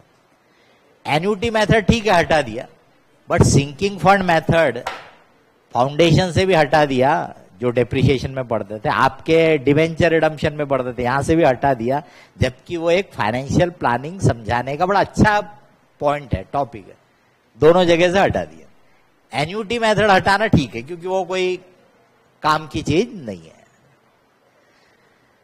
क्या सिलेबस बनाने वाले जो लोग रहते हैं, अब उनकी अपनी सोच रहती है, क्या सोच के उन्होंने किया उन्हीं को पता, पर कम से कम मॉड्यूल बनाओ तो ढंग का तो बनाओ, लिखो तो प्रॉपरली, वो प्रॉपर क्लैरिटी होना चाहिए। लॉ ने हमको ये बोला है, पर हम एडिशनली ये कर सकते हैं, फाइनेंशियल प्लानिंग के लिए बेटर है, ज्यादा अच्छा है, बताना चाहिए। In the year 2, the customer approves a variation resulting in an increase in contract revenue of 200, an estimated additional contract cost of 150. ध्यान देना है, 200 से रेवेन्यू बढ़ेगी, पर ये सेकेंड ईयर में हमारा जब एस्टिमेट हम करेंगे, 150 से contract cost. At the end of year 2, cost incurred includes 100 for standard material stored at the site to be used in year 3 to complete the project. हमको कॉस्ट में वही खर्चे लेना चाहिए जो वर्क परफॉर्म में यूज हुए हो, बराबर। तो जैसे ये है, आपने 100 का मटेरियल तो सप्लाई कर दिया, पर अभी वो यूज नहीं हुआ, मतलब वर्क परफॉर्म का हिस्सा नहीं है, तो अगर आप स्टेज ऑफ कंप्लीशन निकालोगे on the basis of cost incurred, तो उसमें ये 100 को इंक्लूड मत करना। The contractor determines the stage of completion of the contract by calculating the proportion that contract cost incurred for work performed up to the reporting date bear to the latest estimated total contract cost. The cost incurred up to the reporting dates are as follows. ये cost जो उसने incur किया वो दिया है आपको। Determine the contract revenue and contract expenses to be recognized in accordance with AS7 in each of the 3 years.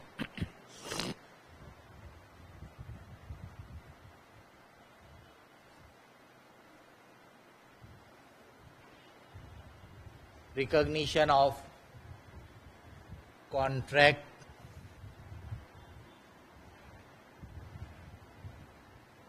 revenue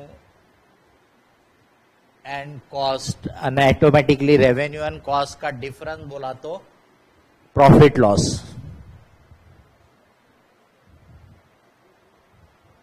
particulars या details लिखने के लिए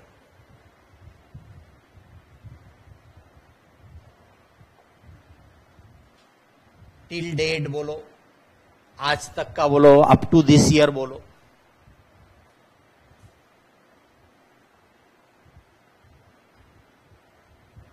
टिल लास्ट ईयर,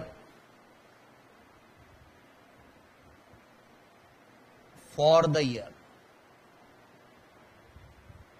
जब कैलकुलेट करेंगे, पढ़ेंगे तो आपको समझ में आ जाएगा।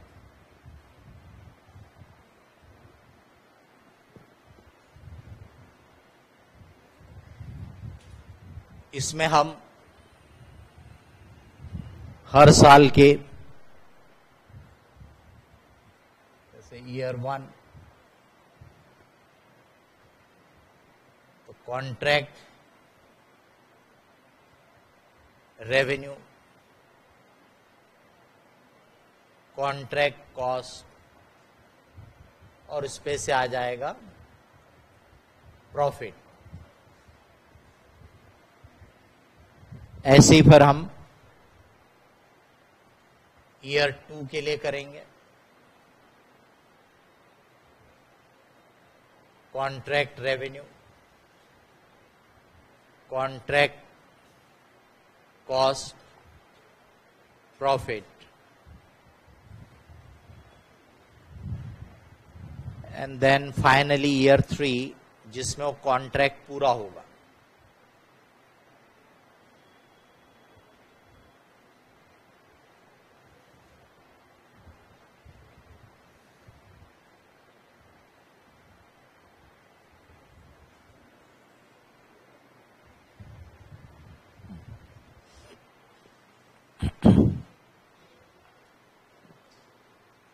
अब इसके लिए सबसे पहले हमको निकालना रहता है stage of completion. Stage of completion यानी कितना काम हुआ। और आपने थोड़ी देर पहले भी पढ़ा था कि स्टेज ऑफ कंप्लीशन मेजर करने के अलग अलग तरीके हो सकते हैं depending upon the nature of contract. फिर एएस ने आपको 3 एग्जाम्पल के तौर पे दिया कि एक तो आप proportion of cost incurred to total estimated cost, जो अपन अभी फॉलो करेंगे। दूसरा सर्वे, जो कि कोई एक्सपर्ट जानकार आपके काम को देख के बताएगा कि कितना काम हुआ। और तीसरा था कि जहां पे फिजिकल मेजरमेंट पॉसिबल हो तो फिजिकल मेजरमेंट करके निकाला जा सकता है कितना काम हुआ। जहां पे यूनिफॉर्म टाइप का वर्क हो तो उसमें वो पॉसिबल हो सकता है, बराबर। अपने केस में stage of completion, cost incurred divided by total estimated cost into 100, year 1 में cost incurred 2093,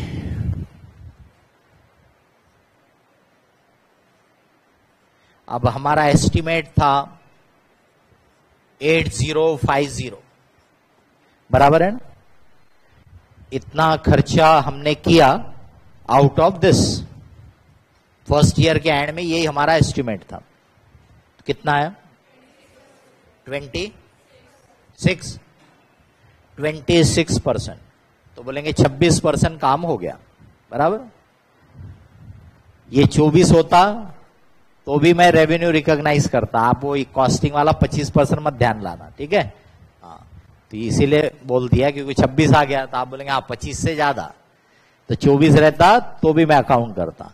क्योंकि यहां पे मैं क्या देखूंगा कि whether outcome of the contract can be estimated reliably, वो पॉइंट देखूंगा मैं।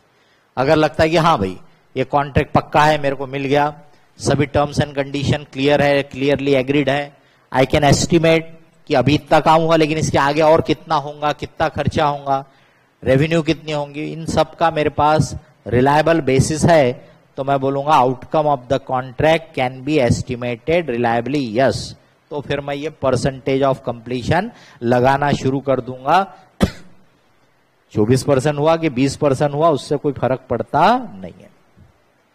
जब ईयर 2 में मैं पहुंचूंगा, देखिए ईयर वाइज होगा, अपन एक साथ निकाल ले रहे हैं। तो आपने खर्चे किए 6068, आपका एस्टिमेट है 8200, समझा ना। 100 रुपए मटेरियल का हटा दिया क्योंकि वो खर्चे में इंक्लूडेड है, जबकि वो अभी तक हमने कॉन्ट्रैक्ट में यूज नहीं किया, तो वो वर्क परफॉर्म को रिप्रेजेंट नहीं करता है, इसलिए उसको हटा दिया। बताओ कितना हो? 74%। छोटे से सवाल का जवाब दो कि ये 6068 में ये 2093 इंक्लूडेड है कि नहीं है? है। तो ये जो रहता है क्या रहता? क्यूमुलेटिव रहता, अप टू दैट रहता। इसीलिए जब बिल भी बनता है तो उसको नाम दिया जाता है प्रोग्रेस बिलिंग। क्या बोलते हैं उसको? Progress billing. तो पहली बार जब बिल देगा तो बोलेगा 26% काम हुआ, बीच बीच में देते जाएगा, पर मैं ईयर एंड के हिसाब से बोल रहा। दूसरी बार जब वो बिल देगा तो बोलेगा 74% काम हो गया। अब 74% में 26% ऑलरेडी इंक्लूडेड है, समझ रहे हैं? तो इसका मतलब ये सेकेंड ईयर का वर्क नहीं है, ये अप टू सेकेंड ईयर है। ईयर 3 8200 का खर्चा किया, इसमें वो पुराना वाला मटेरियल यूज हो गया है।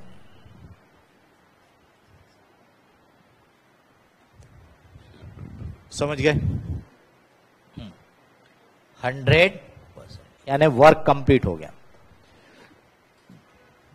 तो कंप्लीटेड कॉन्ट्रैक्ट मेथड अगर अलाउड होती तो हम क्या करते थे कि इस कॉन्ट्रैक्ट का फर्स्ट ईयर में no revenue no cost no profit, second year में no revenue no cost no profit, और थर्ड ईयर में पूरा रेवेन्यू पूरा कॉस्ट और पूरा का पूरा प्रॉफिट। जबकि काम 3 साल में हुआ बट प्रॉफिट कब दिखता था? तीसरे साल में। तो ये एक प्रॉपर ईयर वाइज इंफॉर्मेशन नहीं दिखाता था। किसी ईयर में परफॉर्मेंस खूब अच्छा दिखेगा उसका और किसी ईयर में बिल्कुल गड़बड़ दिखेगा। तो ये प्रॉपर इंफॉर्मेशन रिफ्लेक्ट नहीं करता था, इसीलिए AS7 को बदला गया और कंप्लीटेड कॉन्ट्रैक्ट मेथड को उन्होंने हटा दिया। अब इस पे से सोच के देखो, जब पहले बनाया था तब तो दिया था ना उन्होंने चॉइस। तो जैसे जैसे समय बदलता है, कई चीजें लगता है कि अप्रोप्रिएट नहीं तो बदली जाती है।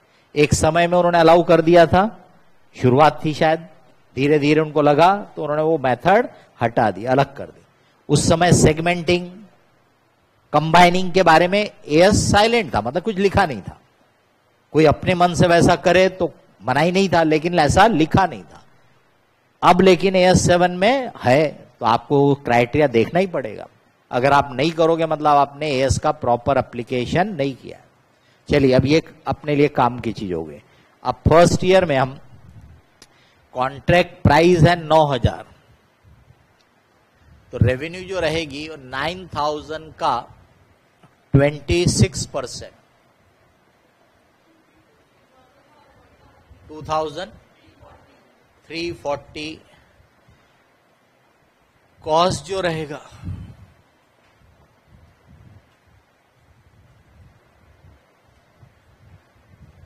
2093, तो प्रॉफिट।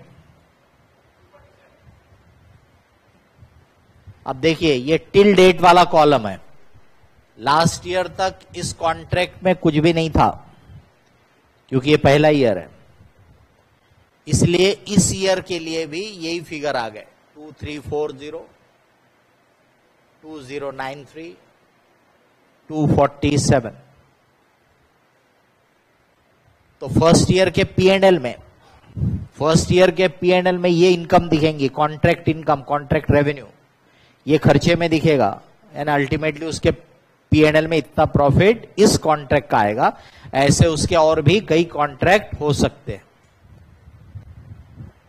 इस ईयर में रेवेन्यू का एस्टिमेट बदल गया, देखिए। तो इसका मतलब जब एस्टिमेट चेंज होता है तो हमको अलग से चेंज का इफेक्ट लेने की जरूरत नहीं पड़ेगी, क्योंकि हम क्यूमुलेटिव बेसिस पे निकालते हैं। इसका मतलब ऑटोमेटिकली वो चेंज का इफेक्ट उसमें आ जाएगा, अलग से नहीं देखना पड़ेगा। 74%, कितना बोले? 808। कॉस्ट जो था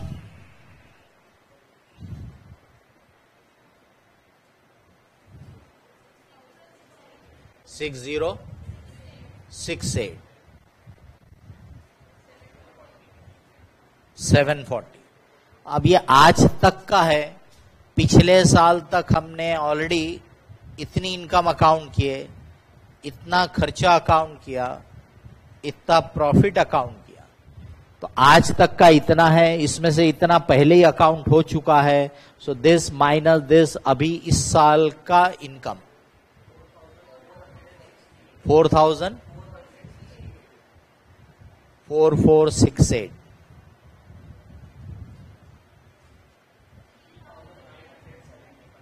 3975, 493, ऐसा। तो सेकेंड ईयर में ये दिखेगा आपके P&L में, बराबर। सेकेंड ईयर में ये दिखेगा। अब थर्ड ईयर में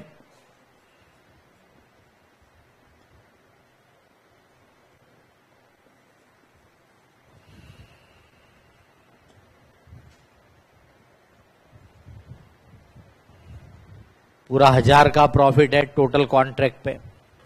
अब इसमें से पिछले साल तक आप ऑलरेडी अकाउंट कर चुके हो, पिछले साल तक, यानी ये वाला कॉलम देख रहे, नहीं तो कहीं वो ले लिया तो हो गया गड़बड़, समझ रहे? क्योंकि ये पहला साल था तो ये लिया कि ये लिया फर्क नहीं पड़ रहा था। तो अब अपन ने ये भी लिखा होगा, अपना ध्यान इधर गया था तो एक्चुअली गलत जगह ध्यान गया था, लेकिन उसका इफेक्ट नहीं पता चला। अब यहां पे ये ले लिया कि हो गया गलत। कितना इनकम? 392, 2000 260। इस तरीके से रेवेन्यू रिकॉग्निशन होता है AS7 के हिसाब से। किसी को कुछ बोलना रहा, पूछना रहा तो फटाक से बोल देने का। आगे बढ़ेंगे। Illustration number 3। Suppose in illustration 2 about percentage of completion is determined by enterprise on the basis of the survey of work performed or completion of physical proportion of contract work. On that basis enterprise determines that percentage completion is as under। मतलब चाहे वो physical proportion से हो चाहे वो सर्वे से हो, वो एक नया आपको दे रहा है। तो पहले साल के एंड में उनका कैलकुलेशन 26% ही है, यानी सेम है। दूसरे में 75 है, थोड़ा बदल गया, और नेचुरल तीसरे में तो 100% हो गया। तो पहले साल के फिगर तो कुछ भी बदलेंगे नहीं, वो एज इट इज ही रहने वाले हैं आपके बराबर।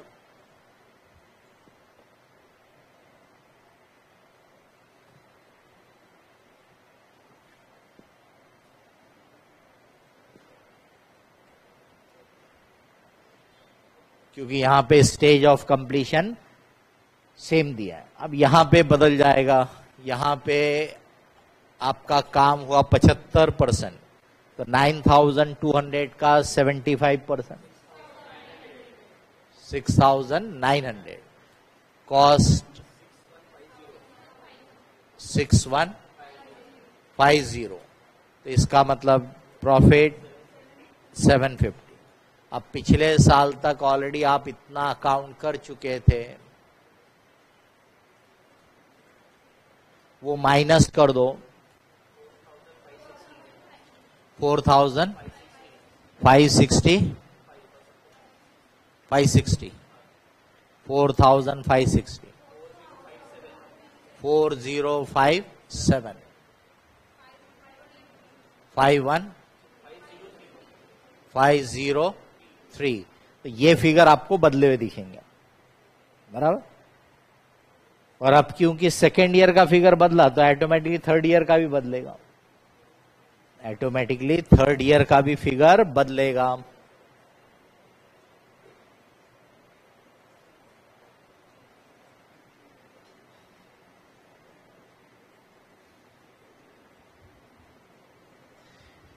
तो इसका मतलब दिस माइनस दिस 2300, 2050। तो आपको ये 2 साल इसमें चेंज है, इसीलिए इसमें भी चेंज है, देख लो आप। ये क्यों हुआ? क्योंकि आपने जो स्टेज ऑफ कंप्लीशन है वो दूसरे तरीके से निकाला हुआ है बराबर।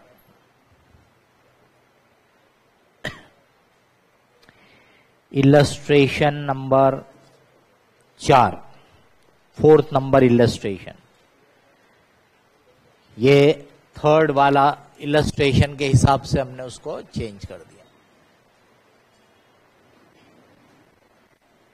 अब 4th में क्या बोलता है देख। सपोज इलस्ट्रेशन 2, यानी पिछले वाले ओरिजिनल को ही देखना है। It was estimated that in year 2 the original estimate of total contract cost of 8050 required an upward revision to 9150 and all other facts and figures remain the same. Determine the amount of contract cost and expenses.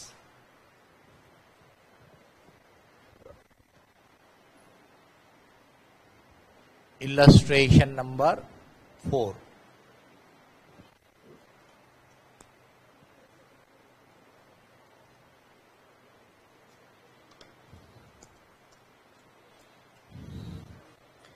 उसको देखना है, इसको नहीं, उसके ही figure. First year में estimate में कोई change नहीं है, सो 2340, 2093, 247 डैश डैश,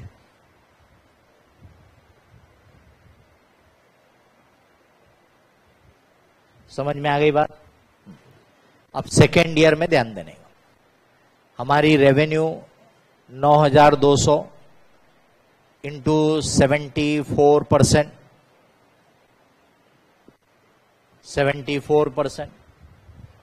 6808। अब हमारी जो कॉस्ट है 9,300 इंटू 74%, 6,882, ठीक है। कॉस्ट ज्यादा हो गई तो लॉस है 74, ब्रैकेट लगा देता हूं। आगे बढ़ने से पहले जिसका इस पे ध्यान नहीं गया सुन लो। 8050 फर्स्ट ईयर का एस्टिमेट था, नेक्स्ट ईयर में हमको 150 का वेरिएशन की वजह से एक्स्ट्रा कॉस्ट था, बराबर है। अब उसने जब आपको बताया तो उसने बोला 8050 का जो एस्टिमेट था वो 9150 हो गया सेकेंड ईयर में।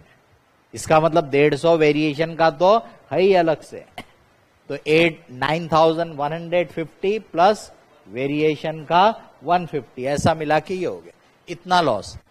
अब ध्यान दीजिए, यहां पे सिचुएशन क्या हो गई कि टोटल एस्टिमेटेड लॉस है 100, यानी हमारा जो एस्टिमेट है वो क्या बोल रहा है 100 का लॉस। दिख रहा कि नहीं दिख रहा ओवरऑल बेसिस पे। तो हमको थोड़ा एक्स्ट्रा लॉस का प्रोविजन करना पड़ेगा, क्योंकि इसके हिसाब से जब जाओगे ना तो 74 का ही लॉस अकाउंट होने वाला, जबकि होना कितना चाहिए पूरा लॉस। बताया था थोड़ी देर पहले कि जहां कॉन्ट्रैक्ट में अगर लॉस एस्टिमेटेड है तो full loss should be provided. अब ये बिगिनिंग में तो हमको प्रॉफिट लग रहा था, बट अब हमको लग रहा कि लॉस में जाएगा, तो अभी पूरा लॉस अकाउंट होना चाहिए। तो उसके लिए मैं बाद में नीचे कमेंट लिख दूंगा। अभी तो आ जाइए आप इस पे 2340 2093, दिस माइनस दिस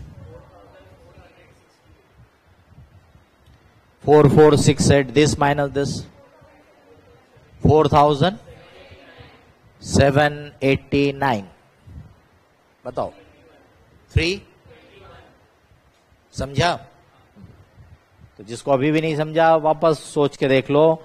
आपको 74 का लॉस दिख रहा है आज तक का, लेकिन आपने पिछले साल ऑलरेडी प्रॉफिट अकाउंट किया था 247 का, जबकि लॉस आ रहा है, इसीलिए आपको पुराने प्रॉफिट को भी एक तरह से रिवर्स करना पड़ेगा, यानी आपको ज्यादा लॉस अकाउंट होगा इस ईयर में। इस ईयर में इतना लॉस, पिछले ईयर में इतना प्रॉफिट, दोनों को मिला के देखोगे तो बराबर 74 का लॉस हुआ। अब हमारे एएस के हिसाब से तो 100 का लॉस होना चाहिए, समझ रहे? तो आप इसको देख के सोचोगे तो कंफ्यूज नहीं होना, इसलिए आपने लॉस कितना अकाउंट किया 321 this year, 247 profit last year, मतलब दोनों को मिलाओगे तो आपने कितना लॉस अकाउंट किया 74। तो 26 का आपको प्रोविजन करना पड़ेगा। In year 2 total estimated loss is 100. In year 2 total estimated loss is 100. Therefore 24 loss should be provided. 26 loss should be provided. Entry हो जाएंगी P&L account debit, provision for loss बोलो, provision for future loss बोलो, provision for expected loss बोलो, बराबर। तो उसमें और loss expected है अपन ने अभी चेक आउट कर लिया, क्लियर। अब थर्ड ईयर में 9 सीधे ही लिख देता हूं, 9,200, 9,300, 6808, 6882, पिछले साल तक का ये है, माइनस कर दिया 2,392, 2,418, 26। अब बताइए 100 का लॉस हुआ कि 126 का लॉस हुआ? लॉस कितना हुआ 100 और 126? 100 हुआ है, पर आपके अकाउंट में देखो पिछले साल तक 100 हो चुका था।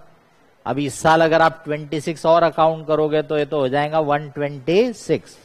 तो आपने ये जो प्रोविजन क्रिएट किया था अब ये थर्ड ईयर में रिवर्स कर देंगे, समझ रहे? ये प्रोविजन थर्ड ईयर में रिवर्स कर देंगे। तो in year 3 the provision of 26 will be reversed. अब देख लो, आप थर्ड ईयर के P&L में आप जो इनकम और एक्सपेंस दिखाओगे उसमें लॉस दिखेगा 26, लेकिन आप ये प्रोविजन को कैंसिल करोगे, ये क्रेडिट आ जाएगा 26। इसका मतलब अल्टीमेटली थर्ड ईयर में कोई लॉस अकाउंट नहीं होगा। समझ में आ रही बात? किसी को इसमें कुछ बोलना है, पूछना है तो बताइए।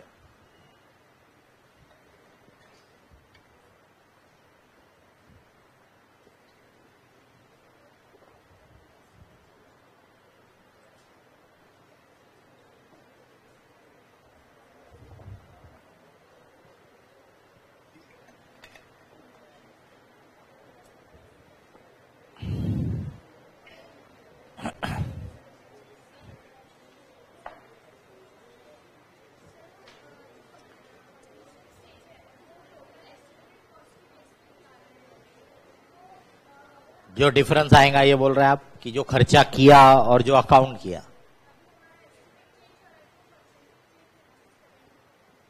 ये जो आपका ये कहना है परसेंटेज ऑफ दिस थिंग, यही बोल रहे हैं ना आप।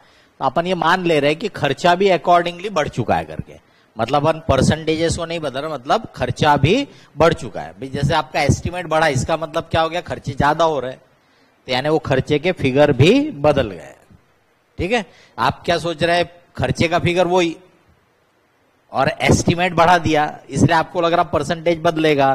तो फिर तो लास्ट ईयर में सोचो ना, लास्ट ईयर में तो फिर आप बोलना चाहिए कि सर यहाँ खर्चा तो इतना नहीं हुआ।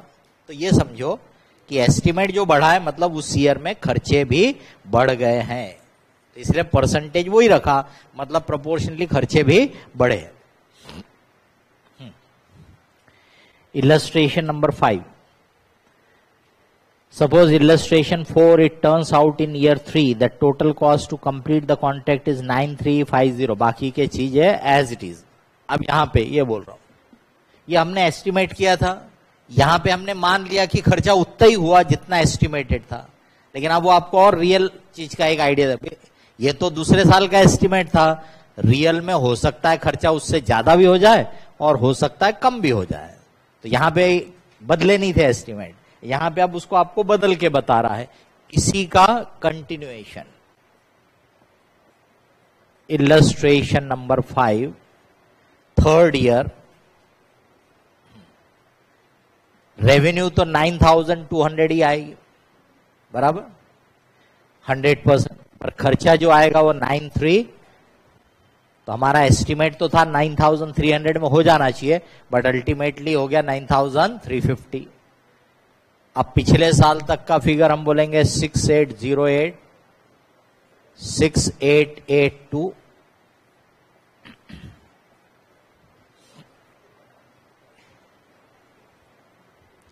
कितना है बताओ?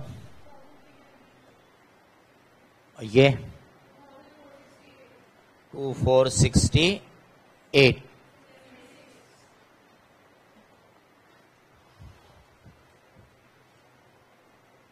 तब यहां पे भी वो पिछला जो प्रोविजन है वो आप रिवर्स करोगे, तो इसका मतलब क्या होगा?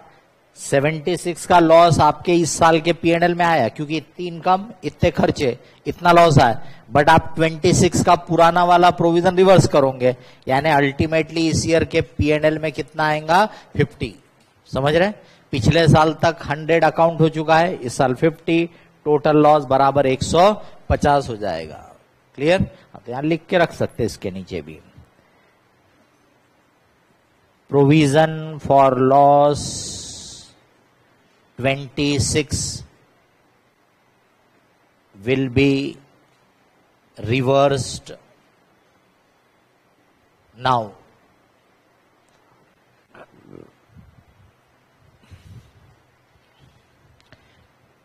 ये आपका कॉन्ट्रैक्ट की कैसे वैल्यूएशन या कैलकुलेशन होते हैं उसकी वर्किंग हो गई, उसकी आइडिया हो गई।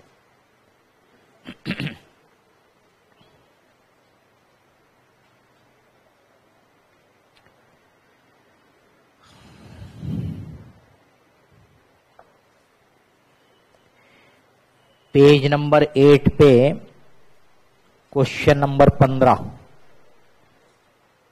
नहीं पेज नंबर 15 पे क्वेश्चन नंबर 8, उल्टा बोल, पेज नंबर 15 पे question number 8।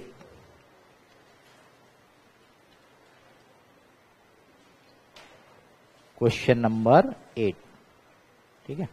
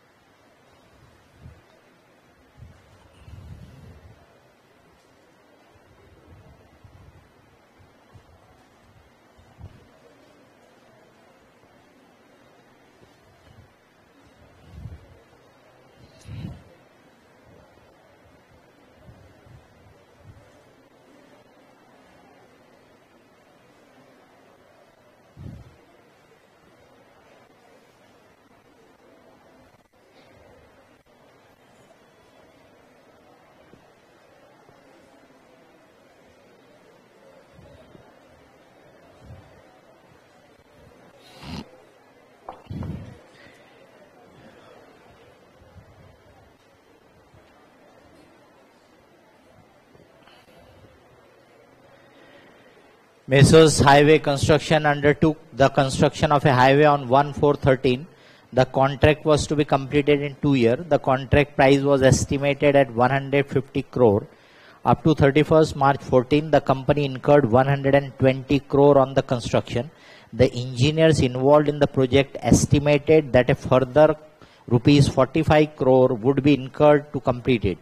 What amount should be charged to revenue for the year 13-14 as per the provision of AS 7? ये ऐसे क्वेश्चन ज्यादा पूछे हुए।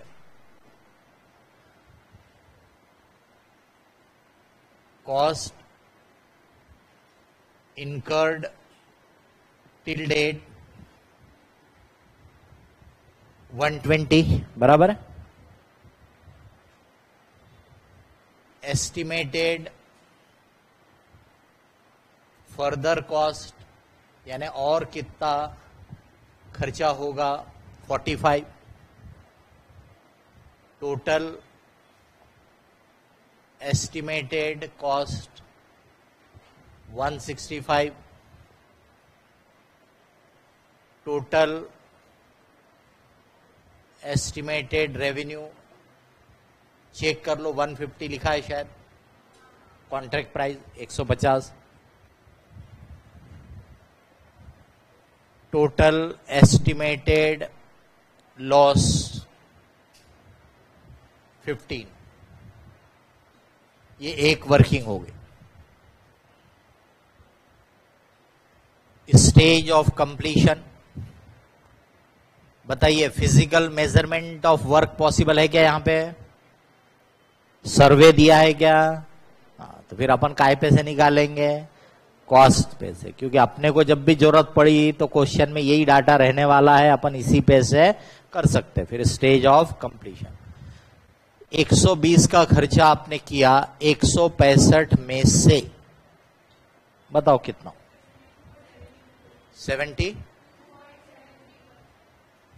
72.73%।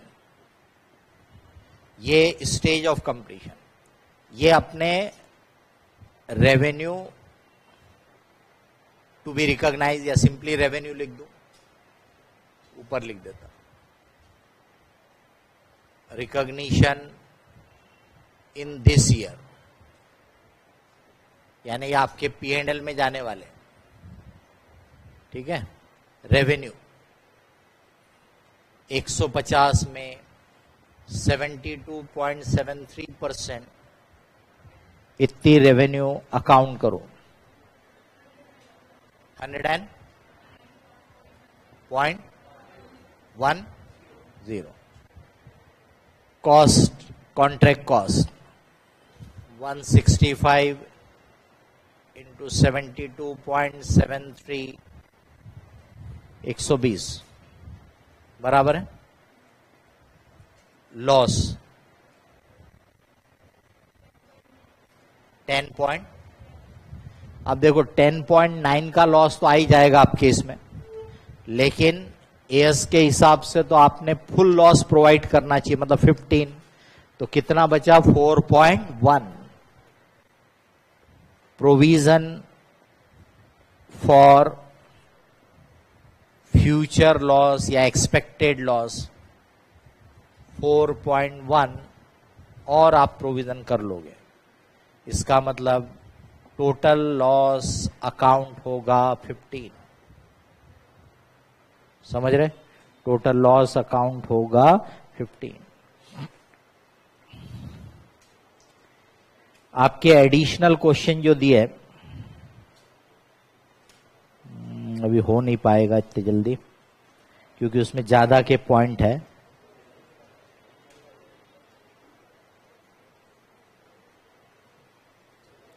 इसमें किसी को कुछ बोलना है, पूछना है तो बता दो।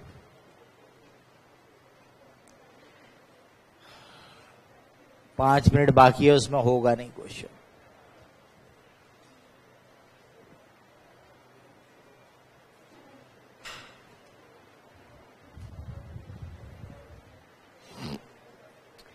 कुछ क्वेश्चंस में उसने, अगले क्वेश्चन में भी है लेकिन अभी तो और ले नहीं रहे अपन, पर कुछ क्वेश्चन में उसने आपको वर्क सर्टिफाइड इसका अमाउंट दिया,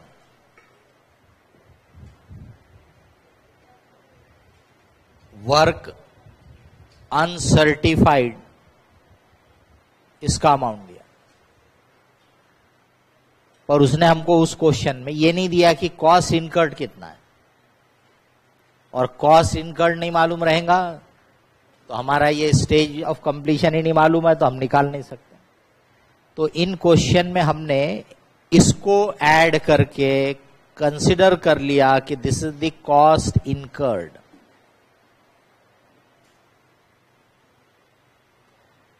अब ये सही है कि गलत है?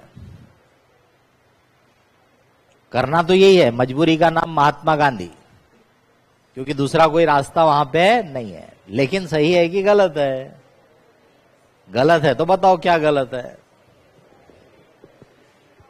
गलत है। ये इसलिए आपसे पूछा क्योंकि आप लोग पढ़ चुके हो, तो आपको बोलते आना चाहिए था। ये जो वर्क सर्टिफाइड रहता है ये कॉस्ट नहीं रहता है। हाँ, फिर ये क्या रहता है? कॉन्ट्रैक्ट प्राइस का हिस्सा रहता है। समझ रहे? तो आर्किटेक्ट जो वर्क सर्टिफाई करता वो टोटल वैल्यू को ध्यान में रख के बताता कि भी अगर टोटल कॉन्ट्रैक्ट है 10 करोड़ का, उसके हिसाब से 60% काम हो गया तो वर्क सर्टिफाई करेगा 6 करोड़। वो कॉस्ट थोड़ा है। तो ये प्रॉब्लम है। लेकिन उसने क्योंकि दिया नहीं, ये आप कॉस्ट पे ही मेजर करते हो, तो बड़े होंगे ना, ये कॉस्ट रहता है।